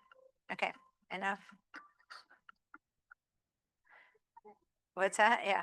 So you can choose a different text tone or a different ringtone for particular people so that you are aware that you should go run and get it instead of let it ring. And you don't have to. I'm just saying that's where you would do that. Maybe they have a website that you go to. In this case, maybe marvel.com. I don't know. I'm just inventing. But ideally, instead of just writing marvel.com, you would put in the entire www.http, whatever. But for now, I'm just going to write marvel.com as a memory. Birthday. Now, how it says month, day, or year. What day is it today? October 27th. Let's assume that her birthday is tomorrow. So I'm going to say that it's October. Oh, sorry, October 28th. And I don't know when she was born. That's all I need to put in there. So I'm going to just put that information in there, and I'm going to show you in a minute what that means and where that shows up. And then where does she live? She lives on, I don't know, planet Earth, let's say. Oh, that's this one we don't really use anymore. It's for this is so old. I never even used it before, but it's people who used to sometimes you have a Facebook. It's funny they don't have WhatsApp in here. What's that? Yeah, like if you have a certain phone number or connection with these guys that you do, like Skype used to be the way we used to do, what now we do with FaceTime and Zoom and stuff like that. Maybe you have a number set up for that. I've never had anyone I know that we set up for that. By the time I started through COVID using all these FaceTime things, I've been using Zoom or WhatsApp for Argentina or FaceTime for friends who have iPhone. So I've never needed that. But that's what that is. It was the so basically, I always leave it empty. But listen, what's going to happen if you leave it empty? In the enter, you can choose to get rid of it. I'm going to show you in a minute how. Things that you don't want, you never want. If you never want that, you can take it out of this basic form. And there's other things that I like to add, and I'm going to show you. But this is the basic form that comes with a computer. Say this person lives on 123 Chapala Street. In Santa Barbara, because yeah, you know, we have the rights to Wonder Woman, California 93105. And notice that immediately another address shows up again, just like anything else. Maybe I know her work number. I don't know, street, yada yada, on was it Burbank? Is she Disney? I don't know. California. I don't know. United States, USA, whatever. And so then another shows up, just showing you that the moment you fill one up, there's always a choice for another. But if you don't have any other, and if you only have one for these persons, that's all you have. When you're done, and you say done, and hopefully you've been testing these things out, all the ones you didn't answer disappear. So like that one that said jabber or pronouns or whatever, they disappear if you haven't chosen them. Does that make sense? And up at the top, the only ones that are blue are the ones that you have responded to. So you could text them from here, you could call them from here, or you could email them from here. Versus, let me see, this Megan Ortega. No, that one also has a bit of everything. Sampler person.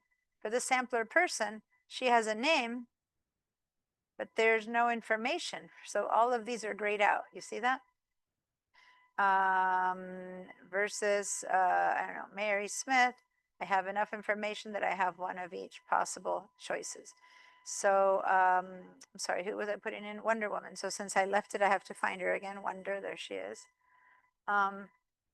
So if I want to add more or take away more, I would go edit. Now let's see if this worked. I'm going to click on marvel.com. And yeah, I can't find the server. And let me just show you why, because usually an email has to be put in complete.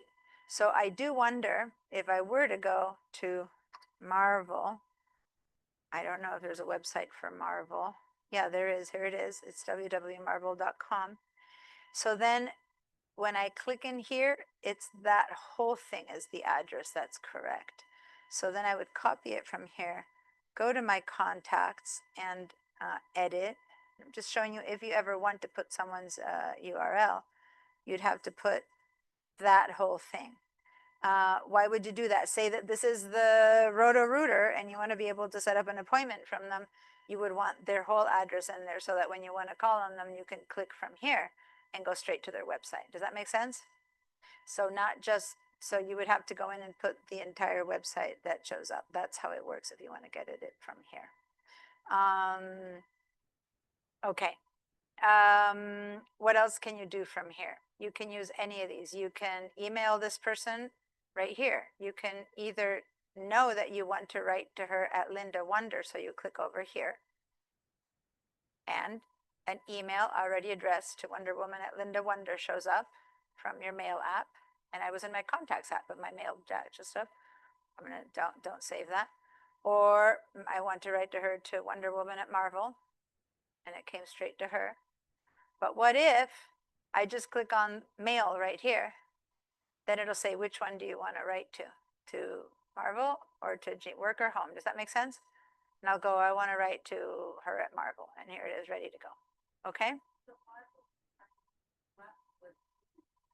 They're both emails, but I gave her two different emails, one for work, one for home.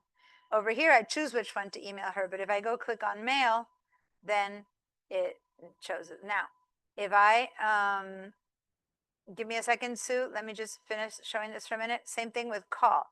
If I want to call this person at this number, I can click on this little guy right there, and it'll start calling. And in fact, over here, my phone is, I'm actually calling. Let me actually, Your call cannot be completed. because it's a fake number. Let's see how my phone, my computer just called. Yes, computers can call. Yeah, message is text. So if I click on message, it'll say which one of these is the one that she uses to text. And so say that she uses this one, the home one to text. I'll click on that one. And so now my text app shows up to Wonder Woman, and it's like, hi, long time no fly with you. Does Wonder Woman fly? I don't even know if she flies. So I just, to fly with you. Okay. So now I have texted Wonder Woman. The whole point is that it's all coming out of the contacts app, right? Now, I told you that I put her birthday in there, October 28th. I have no idea where and when she was born. So if I go to October, to my calendar, I'm opening my calendar, and I can see this is today. Tomorrow is Wonder Woman's birthday. Can you see? That's where it shows up in my calendar. And I can I can put in a reminder, remind me a week ahead of time that it was her birthday, so that I can buy a present for her if she's that kind of friend, or so that I can call her. On the other hand, what if I did know when she was born? What if I did know that she was born October 28th? Let's write that one again.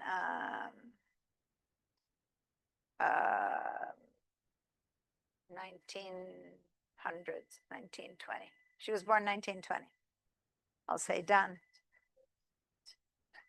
So it's Wonder Woman's 105th birthday. When you put a year, it tells you.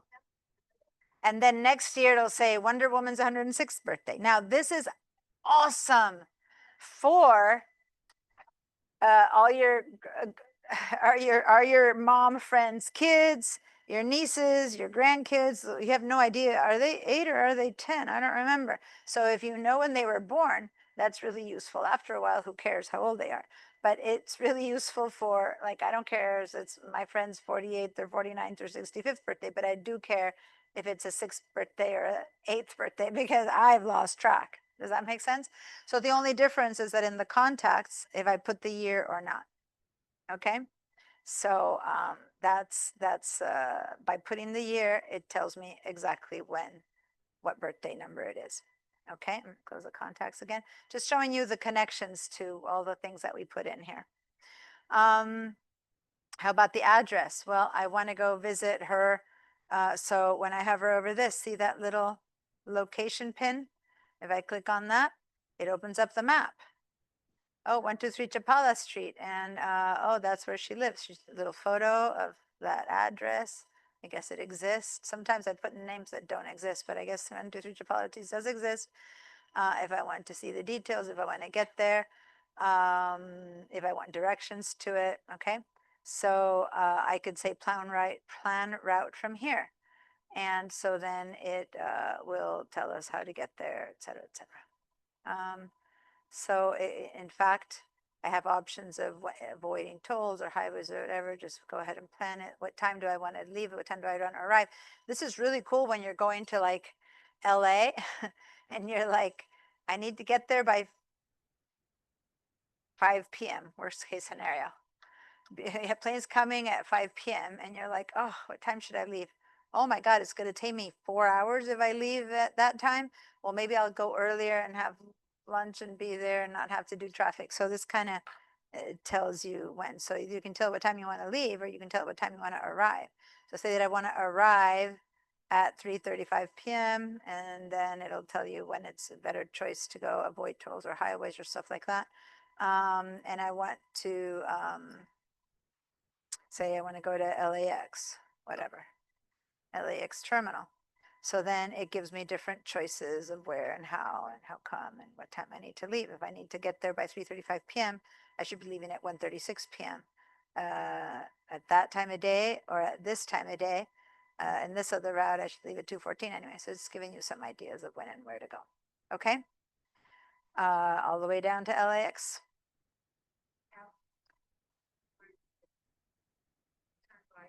Yeah, so if I click on the word directions, so here's the thing, you could get them written out, or, so if I click on that, it's telling me turn left, turn right, turn left, turn right. So you do that, or you just connect these to your phone and you listen to your phone or your car tell you turn right, turn left, turn right, turn left, right? But yeah, keep right. I remember when we used to have to print this out and put it in our seats and remember how to get there. And now I just let my phone talk to me. Okay. But yes, you can also have this sent to your phone so that then, you know, it'll be there on your phone and you can email it to yourself or you can email it to someone else. For the most part, if I wanted to, I could send it to my phone. Usually I would do this if I were to send it to someone else's phone, like how to get to my house, for example. But for me, I would just do it directly on my phone, and I'll show you how to do it on your phone. And that way you have the address, you have the way to get there on your phone. So we're going to pick it up on my phone in a minute when I show you the phone. But if I were to tell someone how they need to get to my house, maybe I live in, or the other way around, I'll flip it around. And I want to tell them how to get from LAX to my location, right? So that would be like, this is what it'll take you to get to my house. Then I can share that and I can mail it to them, or I can send it to my phone over here. See that? Send to Diana Musacchio's SBCC, whatever phone. Or I could make a note of it, or I can email it. Let me just email it. I'm going to send an email.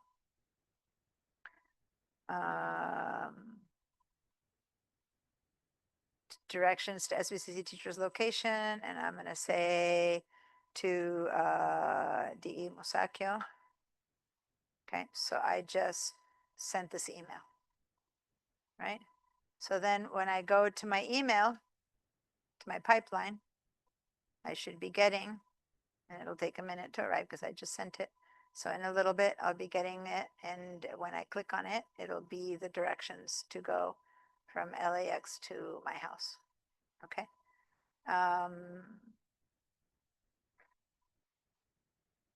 I'm going to wait until it arrives. It usually takes a few minutes. Okay. So again, where did I get to that map? From the fact that I clicked on that link right there. Does that make sense? Now this is yada yada, Burbank, California, but since it says Burbank, it might probably center me in the middle of Burbank. Yeah, it doesn't make sense. Yada yada doesn't make sense. So let me invent 1, 2, 3. 1, 2, 3.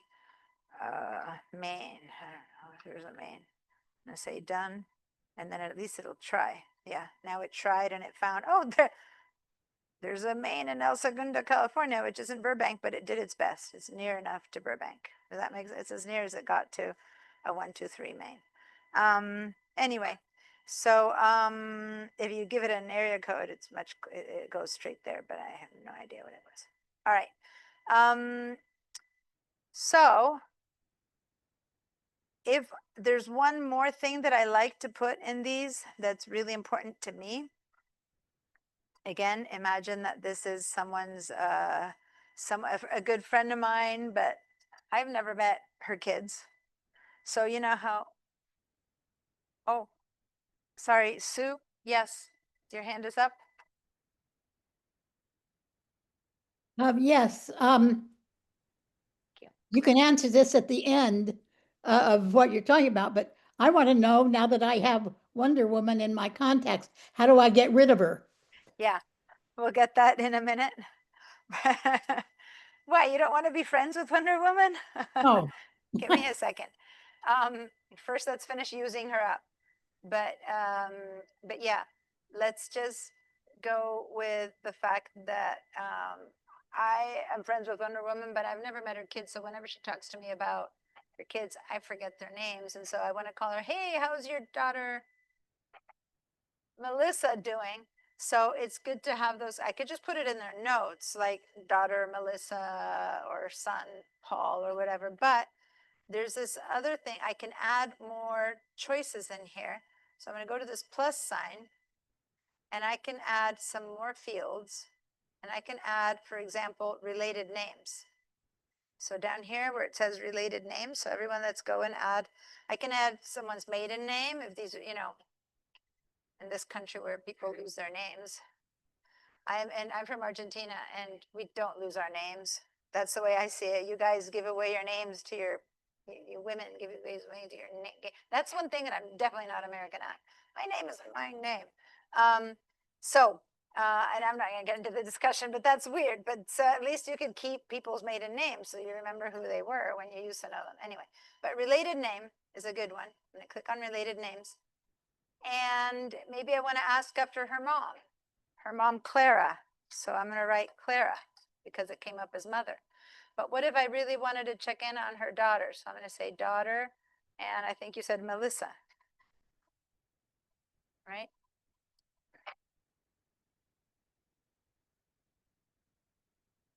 Okay, so all these options are showing up. Now I can ask about her other. What's her other? Her pet. Okay, so I'm going to say other, and I'm going to say Gruff. What's the dog name? Give me a dog name, a very typical Rex. Okay, Rex is her dog, and I might even want to write, you know, doggy or puppy or something like that. Whole point is that later, and this is also, you know how we ever wonder, how did that salesman remember my daughter's name? Well, they got stuff like this going on. Like, oh, I'm talking to Wonder Woman. How's little Rex doing? You know, anyway. So that I find really useful. And sometimes even in there, I might be doing things like writing. Anyway, so this is, so now Wonder Woman has become someone that, I have a lot of information about. Okay, so what about, I'm going to stop this share. And now I'm going to say, I'm going to share my screen, share my phone, I mean.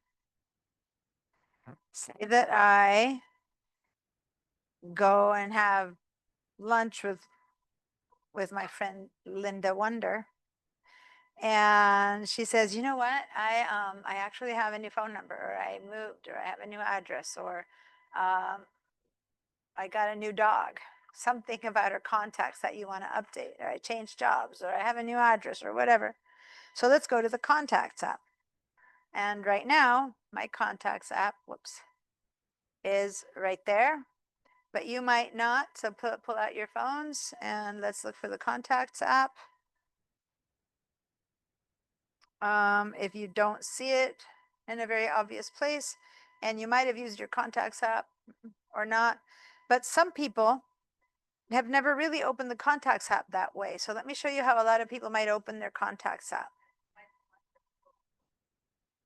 Yeah, so many people use it from the phone. Have you ever tried to make a phone call and when you make a phone call, that's when you look up people? Yeah, I've heard it. I didn't think of that. I always start the other way. I always go to my contacts, look up the person and call them from there.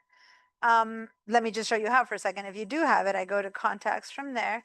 And then over here, I just search for Wonder Woman, right? So Wonder Woman, and there she is. And then I just press her phone number to call her. That's how I always call people. But it turns out, and I'm going to close that a lot of people here told me they do it the other way around. They go to the phone, right? So go to your phone app, and then in your phone, you might be under keypad, whatever, but you're in a contacts version. It's a small version of the contacts. you're in your phone, but you can also search over here for Wonder Woman. And here she is. Okay. And then you call her from here. So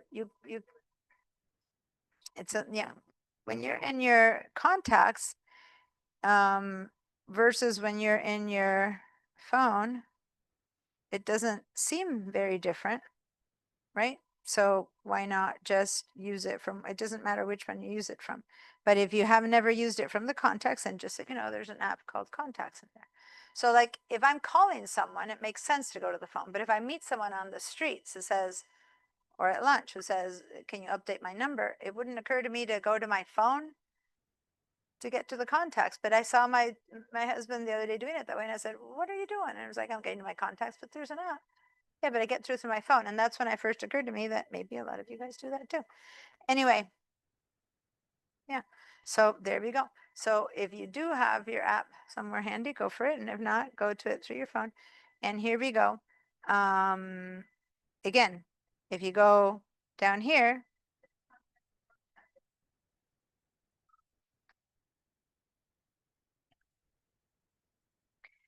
yeah, so let me cancel for a minute because just let me see where you're searching. You're searching to buy it. So I'm going to close it. You don't have to buy it. You have it on your phone. It comes with your phone. So just do a search right there instead of in the App Store. Just do there a search for contacts. Just write the word contacts, yeah. Oh, because there's so many noises, yeah. There it is. Okay. So this is your contacts. Yeah, there you go. And the first one that appears for you is your daughter. And if, because say that the last person I was looking at was Nathan Berry, then that's where it's at. And so the last person you looked up in your contacts is your daughter. So your daughter shows up. So now you want to look for someone else. Yeah. So she has a photo right here of her daughter, right? Because you can do that, right? So she shows not only the person, but she has a photo here. What if I didn't, this is just the last person I called, but I'm looking now for Wonder Woman. So I need to leave this mode. This is just Nathan Berry. So I need to go back up to this arrow. So leave your daughter's app, and then you'll go over here where you have everyone under the contacts.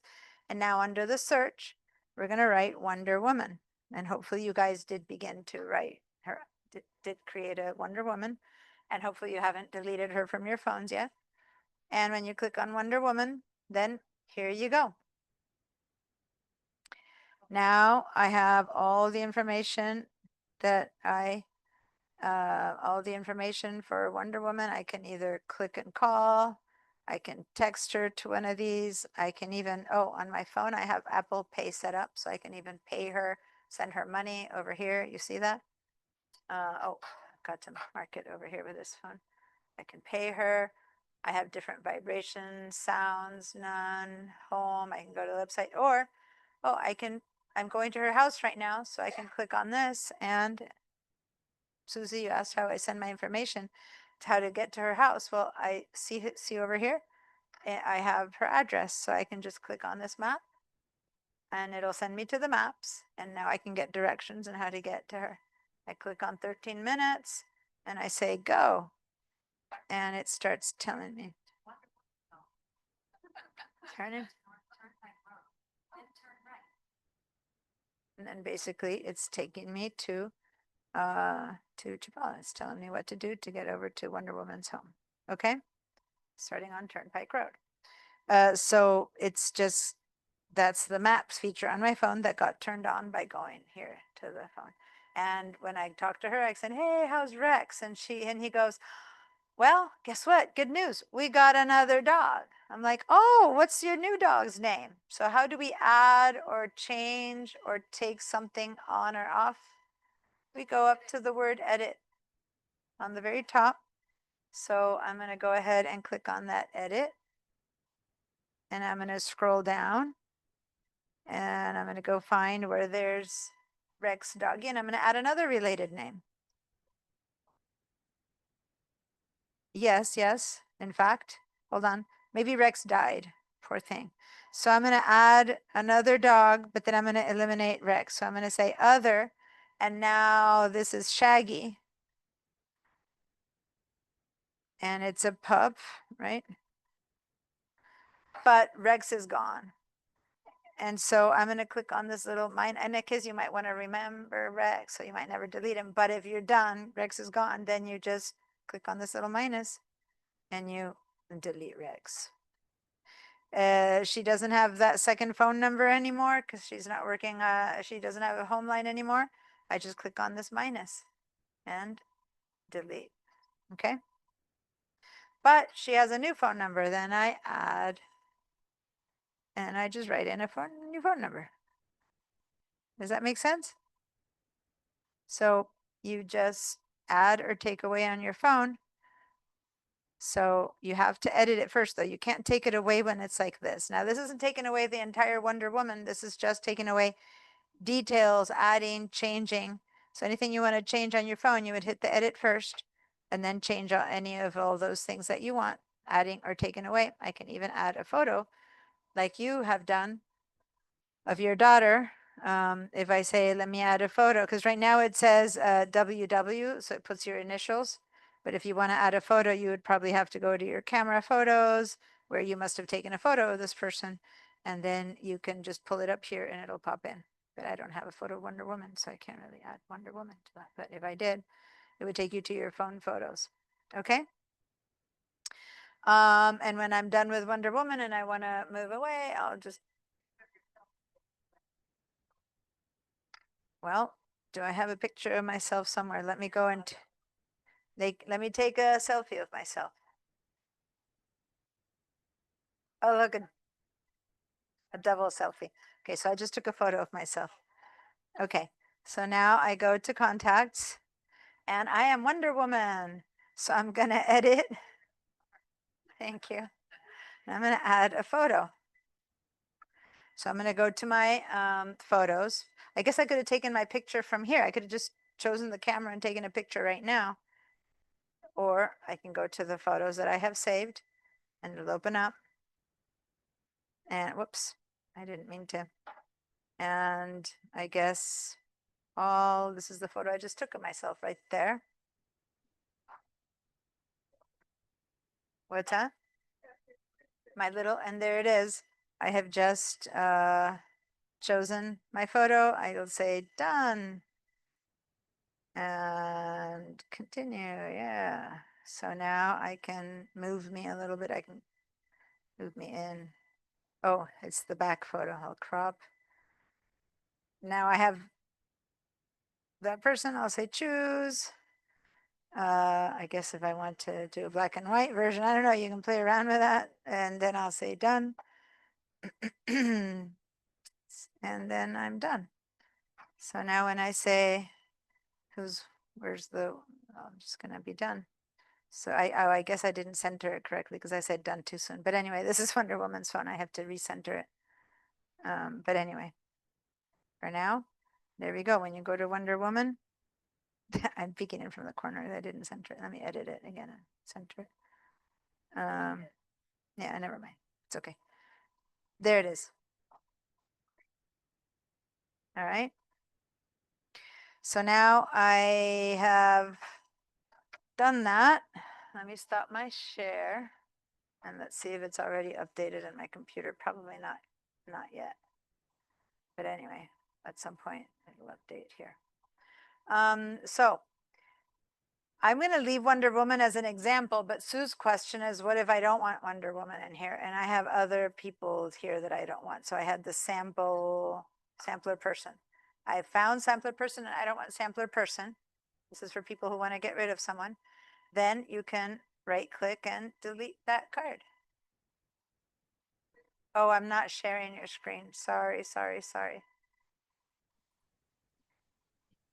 I can look for this person. You would look for Wonder Woman. I've looked for sampler person and I would just right click and delete that card. Okay. Now, if you're on your phone, you can also delete them from the phone by the token of hitting, so that's how you do it on the computer. And let me Stop that share and share my phone one more time. And then after that, I want to show you a couple more things that connect us to the other apps. And say that I want to get the sampler person from here. Here it is. Say that I want to get rid of this sampler person. I go to her. I think it's a her because it says Martha. And I go to edit. And at the very, very, very bottom of all the choices, I can delete the contact from there. Ah, So thank now I you. don't want sampler person anymore. This time I will delete her, and then you'll see how she'll delete from my computer too. Wonderful. Delete sampler person.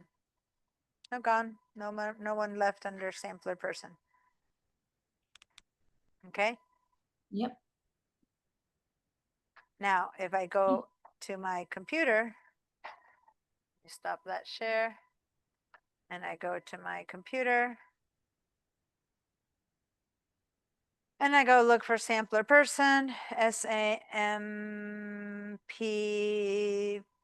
gone. Sampler person is gone from here too.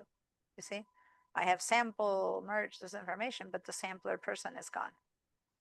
Al deleted her on my phone, and it deleted over here. Okay. Couple of things. A lot of people have duplicates and things like that, so I'm going to talk about that. But first, I want to show you what these things are. These are equivalent to the mailboxes that we made in Mail, where you, and this is for those of you who are accustomed to using the phone app. This is very typical of what we would do in the phone app. We would make a little album with photos of Christmas or the last trip or the whatever. So it's just little groups. Now, all my contacts will always be here. They will always be here. There's no question about that. But it turns out that Sally Field is in my book club. So if I drag her name here to book club, are you sure you wouldn't import one card? Oh, because she's in a different, yeah. So now when I go to book club, oh look, Sally Field is one of the people in my book club. Is she still showing up here under field, A, B, C, D, E, F? Yeah, and in fact, I've kind of, my mistake is that Sally Field was under Pipeline and I just put her under iCloud, so now I have two of her. I'll show you how to do that in the middle. But this was a group I created under Book Club, but she was a Pipeline contact. So now by doing that, I put her in two different ones. Never mind, I'll handle that. But I have mistakenly made those two myself just now. So if I go ahead and make another group in here, let me show you why a group might be useful, and then we'll make a little group.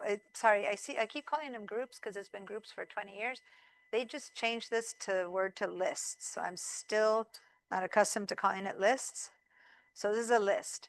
So it could be that Sally Field is also someone I send a holiday card to. So she's in my holiday cards and she's in my book club.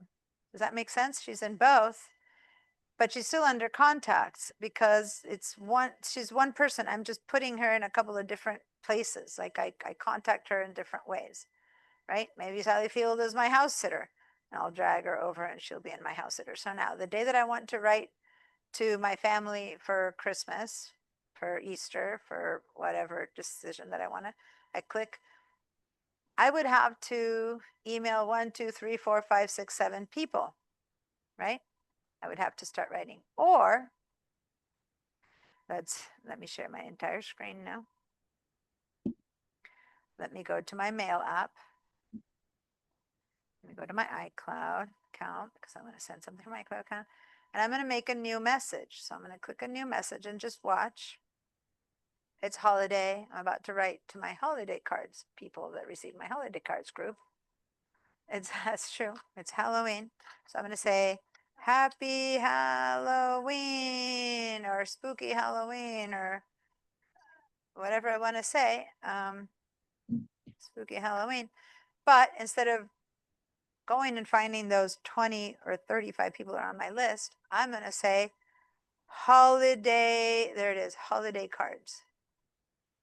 And all the people who were in my holidays cards list popped in. Now, just so you know, I made a terrible mistake by doing this because normally you wouldn't put it under 2. So I'm going to undo that. I'm going to select all that and delete it. When you want to write to more than one person who know each other and are all friends, they're all family members, and they're okay with all being emailed together, then you could put it in the 2 or in the CC. But if these are friends of yours from different parts of life, you should not do a big group like that. You should BCC them so that it's blind for the rest to know who went. Now, do you see the BCC here? The first Okay. time you use your mail, so everyone now make sure, open your mail app because you turn it on one time and never again. You go up to the top where it says header fields and you add the BCC address field. And that's it. From now on, that will always be there. It's a once you turn it on, it's always there. Does that make sense? Yeah, I'll show it to you on the phone. What do you mean, where do you find it? Make it, okay, so start making a new email. So say new message. You can also go in the settings and turn it on that way. But make a new message. And then go up here to this little icon. And again, if you don't have the names, like you know how I had taught you before, if it only says icon only, you want to right click over here and see icon and text. And now it says header fields and you turn on the choice of BBC. And once you've turned it on, that's how the email forever, no matter how many emails you write, will stay, right? So it's just a once turn on only. Now you're not doing it on your phone. Yeah, so you have a CC or BCC. So when you click on that, it opens up into either BCC or CC. I'm going to show it on the phone in a minute. But on the computer, once turned on, it stays on. Okay? Now, for those of you who are doing it here versus at home, you've turned it on here. But when you go home, like Gigi or Rod, you'll have to turn the BCC on at home too. It stays with the device, not like when you go home to your own email on your computer, you'll have to again just turn this one on and that's it. And then here's where I'm going to write holiday cards, select my holiday card groups, and boom, all these people will be emailed as BCC. And I'll say spooky Halloween. And since some of these might be real email addresses, I'm not going to send it out, but that's how it would work. Does that make sense? You could or not. I could not, and they'll still know it's from me, but they won't see all of these. If I address it to myself, then it'll come to me as well, but maybe I don't want to receive my own email. But yeah. Rod?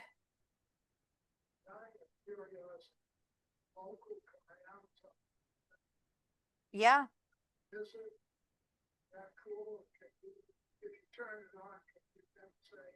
Yeah, so I'm going to close this one up because you saw the point. First of all, hold on. Let me hold on to that question. I want to make sure that everyone has made a list. So Rod asked me about vocal commands, and I wanted to tell you that, yes, I've had a student who is a paraplegic, and he took my Photoshop classes, and he was so good with vocal commands and face. He would just like twitch his mouth here or there. He would use little things like that, and the computer responded to him. But he also had an extra app that did that for the fact that, but you could also do vocal commands. So but he could talk. So give me a second. First, I want to make sure everyone has made a list. So how do you make a list? You go to your account that you want to make a list in. So say that's iCloud or Pipeline or wherever you want to make it in. But iCloud works better. Pipeline, Google was having an issue with it last time I taught it. So click on this little plus size, or back over here where we created, you can be in all contacts, by the way. And then when we created a new card, new contact, the other choice was new list, right? So you could also go from there and click a new list. And so let's say dog walkers, right? So I meet up with my friends and say, hey, are you going at 3 p.m.? No, I'm going at 2 p.m. Okay, let's all go walk our dogs at 2 p.m., whatever. So that's my group. I'll email them and say, I'm going to be at such and such dog park at 2 p.m. I wrote it. So now I went to this plus sign, but this is in the computer. I haven't shown it to you in the phone yet, and you're using your phone. And I went to plus and I said new list. So Susie, But look down, look at my screen. Plus, instead of just a single new contact, I'm making a list. And then I wrote dog walkers. Okay. Now I'll go to my contacts and I'm going to find all the people who are dog walkers with me. And it turns out that Jenny Smith is a dog walker. So I'm going to drop her off in dog walker. And it turns out that, poor Neil Schaefer does everything for me. He's also a dog walker. And Batman, guess what? Batman's a dog walker. So I just went through all my people and it turns out that I have 3 people that I walk dogs with. And it's time to walk the dogs. So I'm going to let them know, hey, I'm going to be walking the dogs at 3 p.m. Hopefully you'll come with your pooches. Got it? Oh, thank you. So say that Jenny moved away. So I can still be her friend. She might be under holiday cards, but she's not a dog walker anymore. So I can just right click and say delete,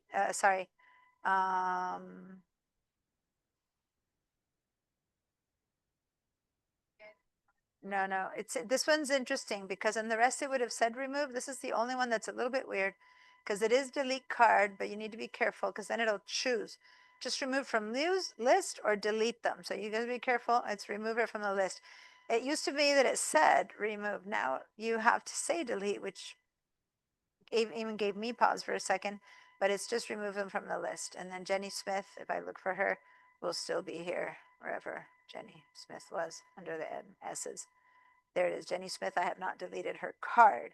She's just not a dog walker anymore. Okay.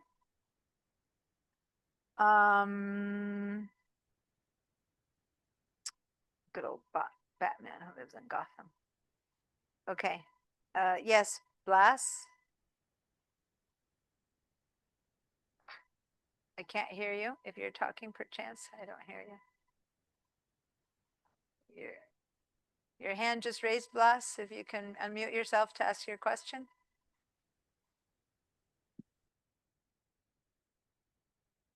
Blas, can you hear me? Well, I'm going to go ahead and wait until you unmute yourself, but whenever I hear your voice, I'll answer your question. I want to move forward because I only have a couple more minutes. And I wanted to just, so now you see how contacts connected us to all the other apps in one way or another. Okay.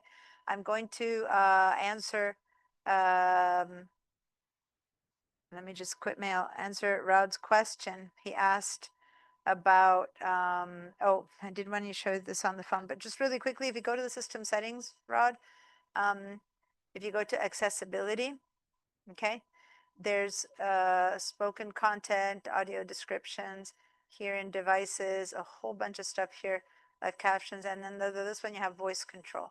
So you can like control your voice using, different tools and stuff like that.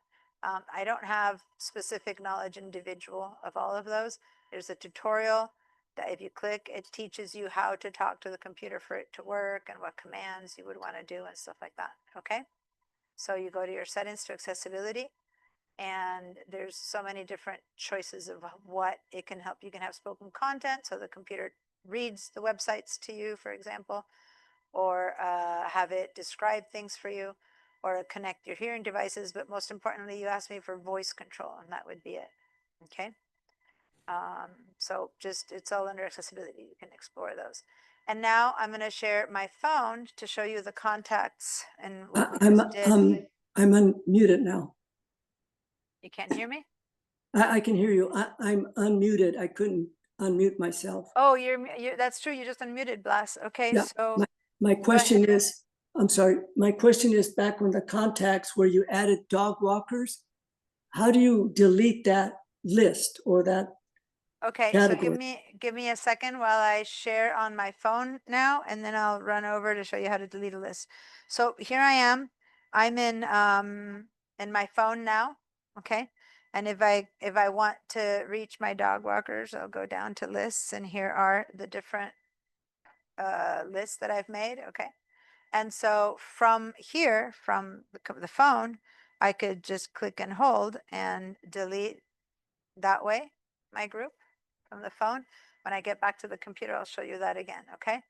But if I did want to go to these people, and I wanted to just delete them from the group, but I'd still want my dog walkers group, then I could select and then remove from list, which is what it used to say. I was thrown that on the computer. You first had to say the word delete and then delete from list, but then I would remove them from the list versus delete from contact. Okay. So that's on the computer. And that's where you would find the lists. Okay. Now, if I were to go to my mail and were to want to write an email, I would go down here to this little guy and click on that. And then I would write to my dog walkers. Again, I'm going to go for dog walkers, and there it is. I'll click and I have all my dog walkers in the email. Okay. Did that work? Make sure everyone that you've signed in, and it's a couple minutes left. So I just want to show you now in the computer, the same question that Blas had. Share this screen. And when I open contacts, it's again, I think that it's funny because I think most people use their contacts from their phone because they made this slightly less useful than it used to be. Because again, when you try to delete it, right click, there's nothing there. Oh, and by the way, I can right click and send an email from here to the dog walkers. I don't have to go all the way to the email app and write dog walkers. I can just click over here and email all my dog walkers. But if I want to get rid of it, I actually have to go over here and delete the list from there. Okay. And then that would delete the list, which I'm going to leave that list as one of. What's that? Yeah.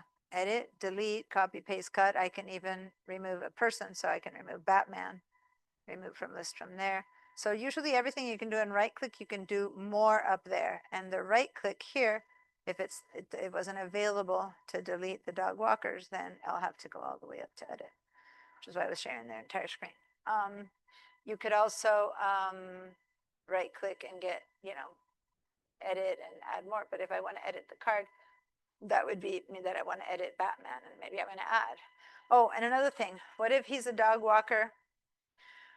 What if this person here, whatever, is also a dog walker, a dog owner for whatever reason, right? And in the notes, I added something. And for the adding things to notes, you don't need to edit. You can just select anyone and add something as a note, no matter what. So then if I go to dog walkers, I know who my dog walkers are, but what if I was going to search, but if I'm in a group and I search, say, for Wonder Woman, nothing's going to show up because I'm in a group called dog walkers, and Wonder Woman isn't part of my dog walkers group. So when you're searching, you need to make sure not to be in a sub list. You need to be in all contacts. And then I'm going to write the word dog, and it turns out that, oh, Alejandra's also a dog owner, and so is Neil Schaefer. Oh, and so is Mary Smithsonian, right? And so that is people that I might want to invite to the dog walking too. So then I can just grab them and say, okay, dog walkers. And maybe not because they're a dog owner, but they live in LA, so they're obviously not going to join me to walk the dog. But just saying that you can put notes in here that even if you didn't make a group called dog walkers, you could just make sure that you put the word dog some in there, and then you just go, okay, who are my dog friends? You write dog, and these are all the dog friends. Okay, I'm going to tell these 3 people, do you want to go walk the dog with today or whatever? Okay. All right. So your homework is to keep finding some of these connections, to keep putting information in the contacts for people to make it a richer search, right? And to start finding how to get to places, but leaving from the contacts where you click on them, or leaving from the, put in birthday dates or birthday years for little kids or people who, you'll forget otherwise, those kind of things. So keep filling out all of this because the more you put in there, the more useful these things become for you, the more you'll be using them, right? And I show you both on the phone and at home, but for those of you who have iPads, basically, if you added it any of these 2, you'll see it on your iPad, but you can also then keep adding to this from your iPads as well. Okay? Where are we at time? Exactly 4:15. I did say I was going to help. Someone needed to sign up to a class. I can stay a few more minutes with that. So if you need to leave, please leave. if you want to stay a little bit more for me to demo how to add yourself to a class, if anyone's going to stay, I'll do that. Who's going to stay? I'll Mary stay. Jean?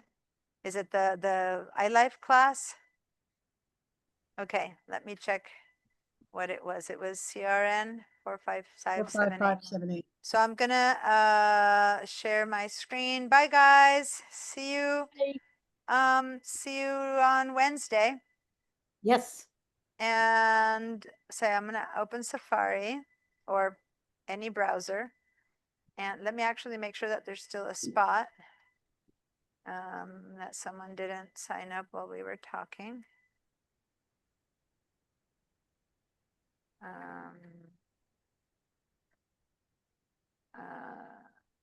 Where was, I mean, I left, nope, that spot's still there. Okay, so then go- you're first are gonna go to my.sbcc. Wait a minute. My what? Oh, my SPCC. Okay.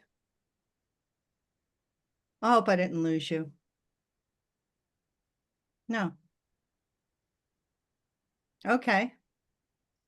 Oh, you're muted. That's what happened.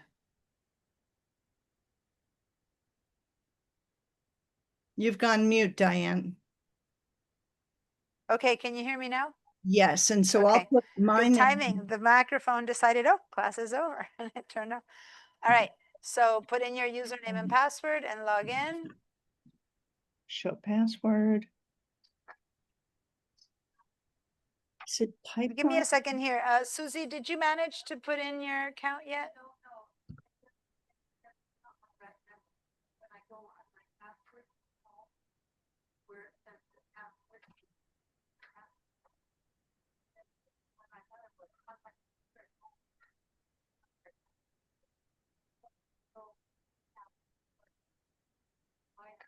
Yeah, yeah, that's really weird. Yeah. Okay, so go ahead and check in on that because yeah, Gigi, I saw Gigi was trying to help you and I get distracted with the class. It is very frustrating. Okay, so are you with me in here, Mary Jean? Yep, I'm on got Okay. it. So I'm at the So you're dashboard. gonna go to student, class registration and schedule. You see that? Yes. Okay, so click on register for class. Okay. And this is where it's changed, right? So how it used to be, but To now the you just top go to right, register you- for classes. register for classes, right there. Okay. Since I'm student and faculty, it's asked me, I'm gonna switch to student. so And see, looks it like says you. here, action item processing. Bye. Yours, It says yours, action item processing, and there's nothing here. why don't you share your screen instead of me sharing you mine? So Sure, that I can see sure. what's happening. Go ahead and share your screen. Oh, Okay. Okay. okay. so I'll And I see the share my next one. screen by going on Zoom and it's going kinda- up to share Okay, and share. great. Okay. Thank you. Okay, so now you can see my screen. Thank So you. here's this action Oh. item processing. Those are delicious, by the way. Oh my God, those are my faves. Thank you. Action item projects you have the following item requires your attention. I guess it needs you to, okay, scroll up. Scroll up a little bit Yeah. again. That's all. No, Just that top, no, that where it says pre-registration screens Right. 2. Okay, so let's see what this means. Go to the left side and where it says pending California grant, click on that and drag click on where it says if you receive Cal Grant A or B, click in there and see if you can scroll a bit. Is it nothing? Okay, so click on pending to see what it says. Oh. Okay, over there it says I've never seen this one here. So And this it is says good. it's 12/13/2025 anyway. Oh, It it's the says end date. instructions. So click on instructions. Let's see what that is. I Oh, acknowledge, maybe that's what it needed. understand, Agreement. Okay, save. say save. Stupid. Save Save. again for the other one. Yeah, see there, that changed to completed. It's not stupid in the sense that, I mean, I hear what you mean, but Do I have to tell them I watched the fair housing? I don't care. it's okay. Just click on that and then say it's sexual harassment. Yeah, They I'm want to not. make sure that people have done that. Okay. Say save again. It's Wait. so basically there's a whole bunch of these. So go ahead and say save. I have watched and save again. All right, did you click on save? Save successful.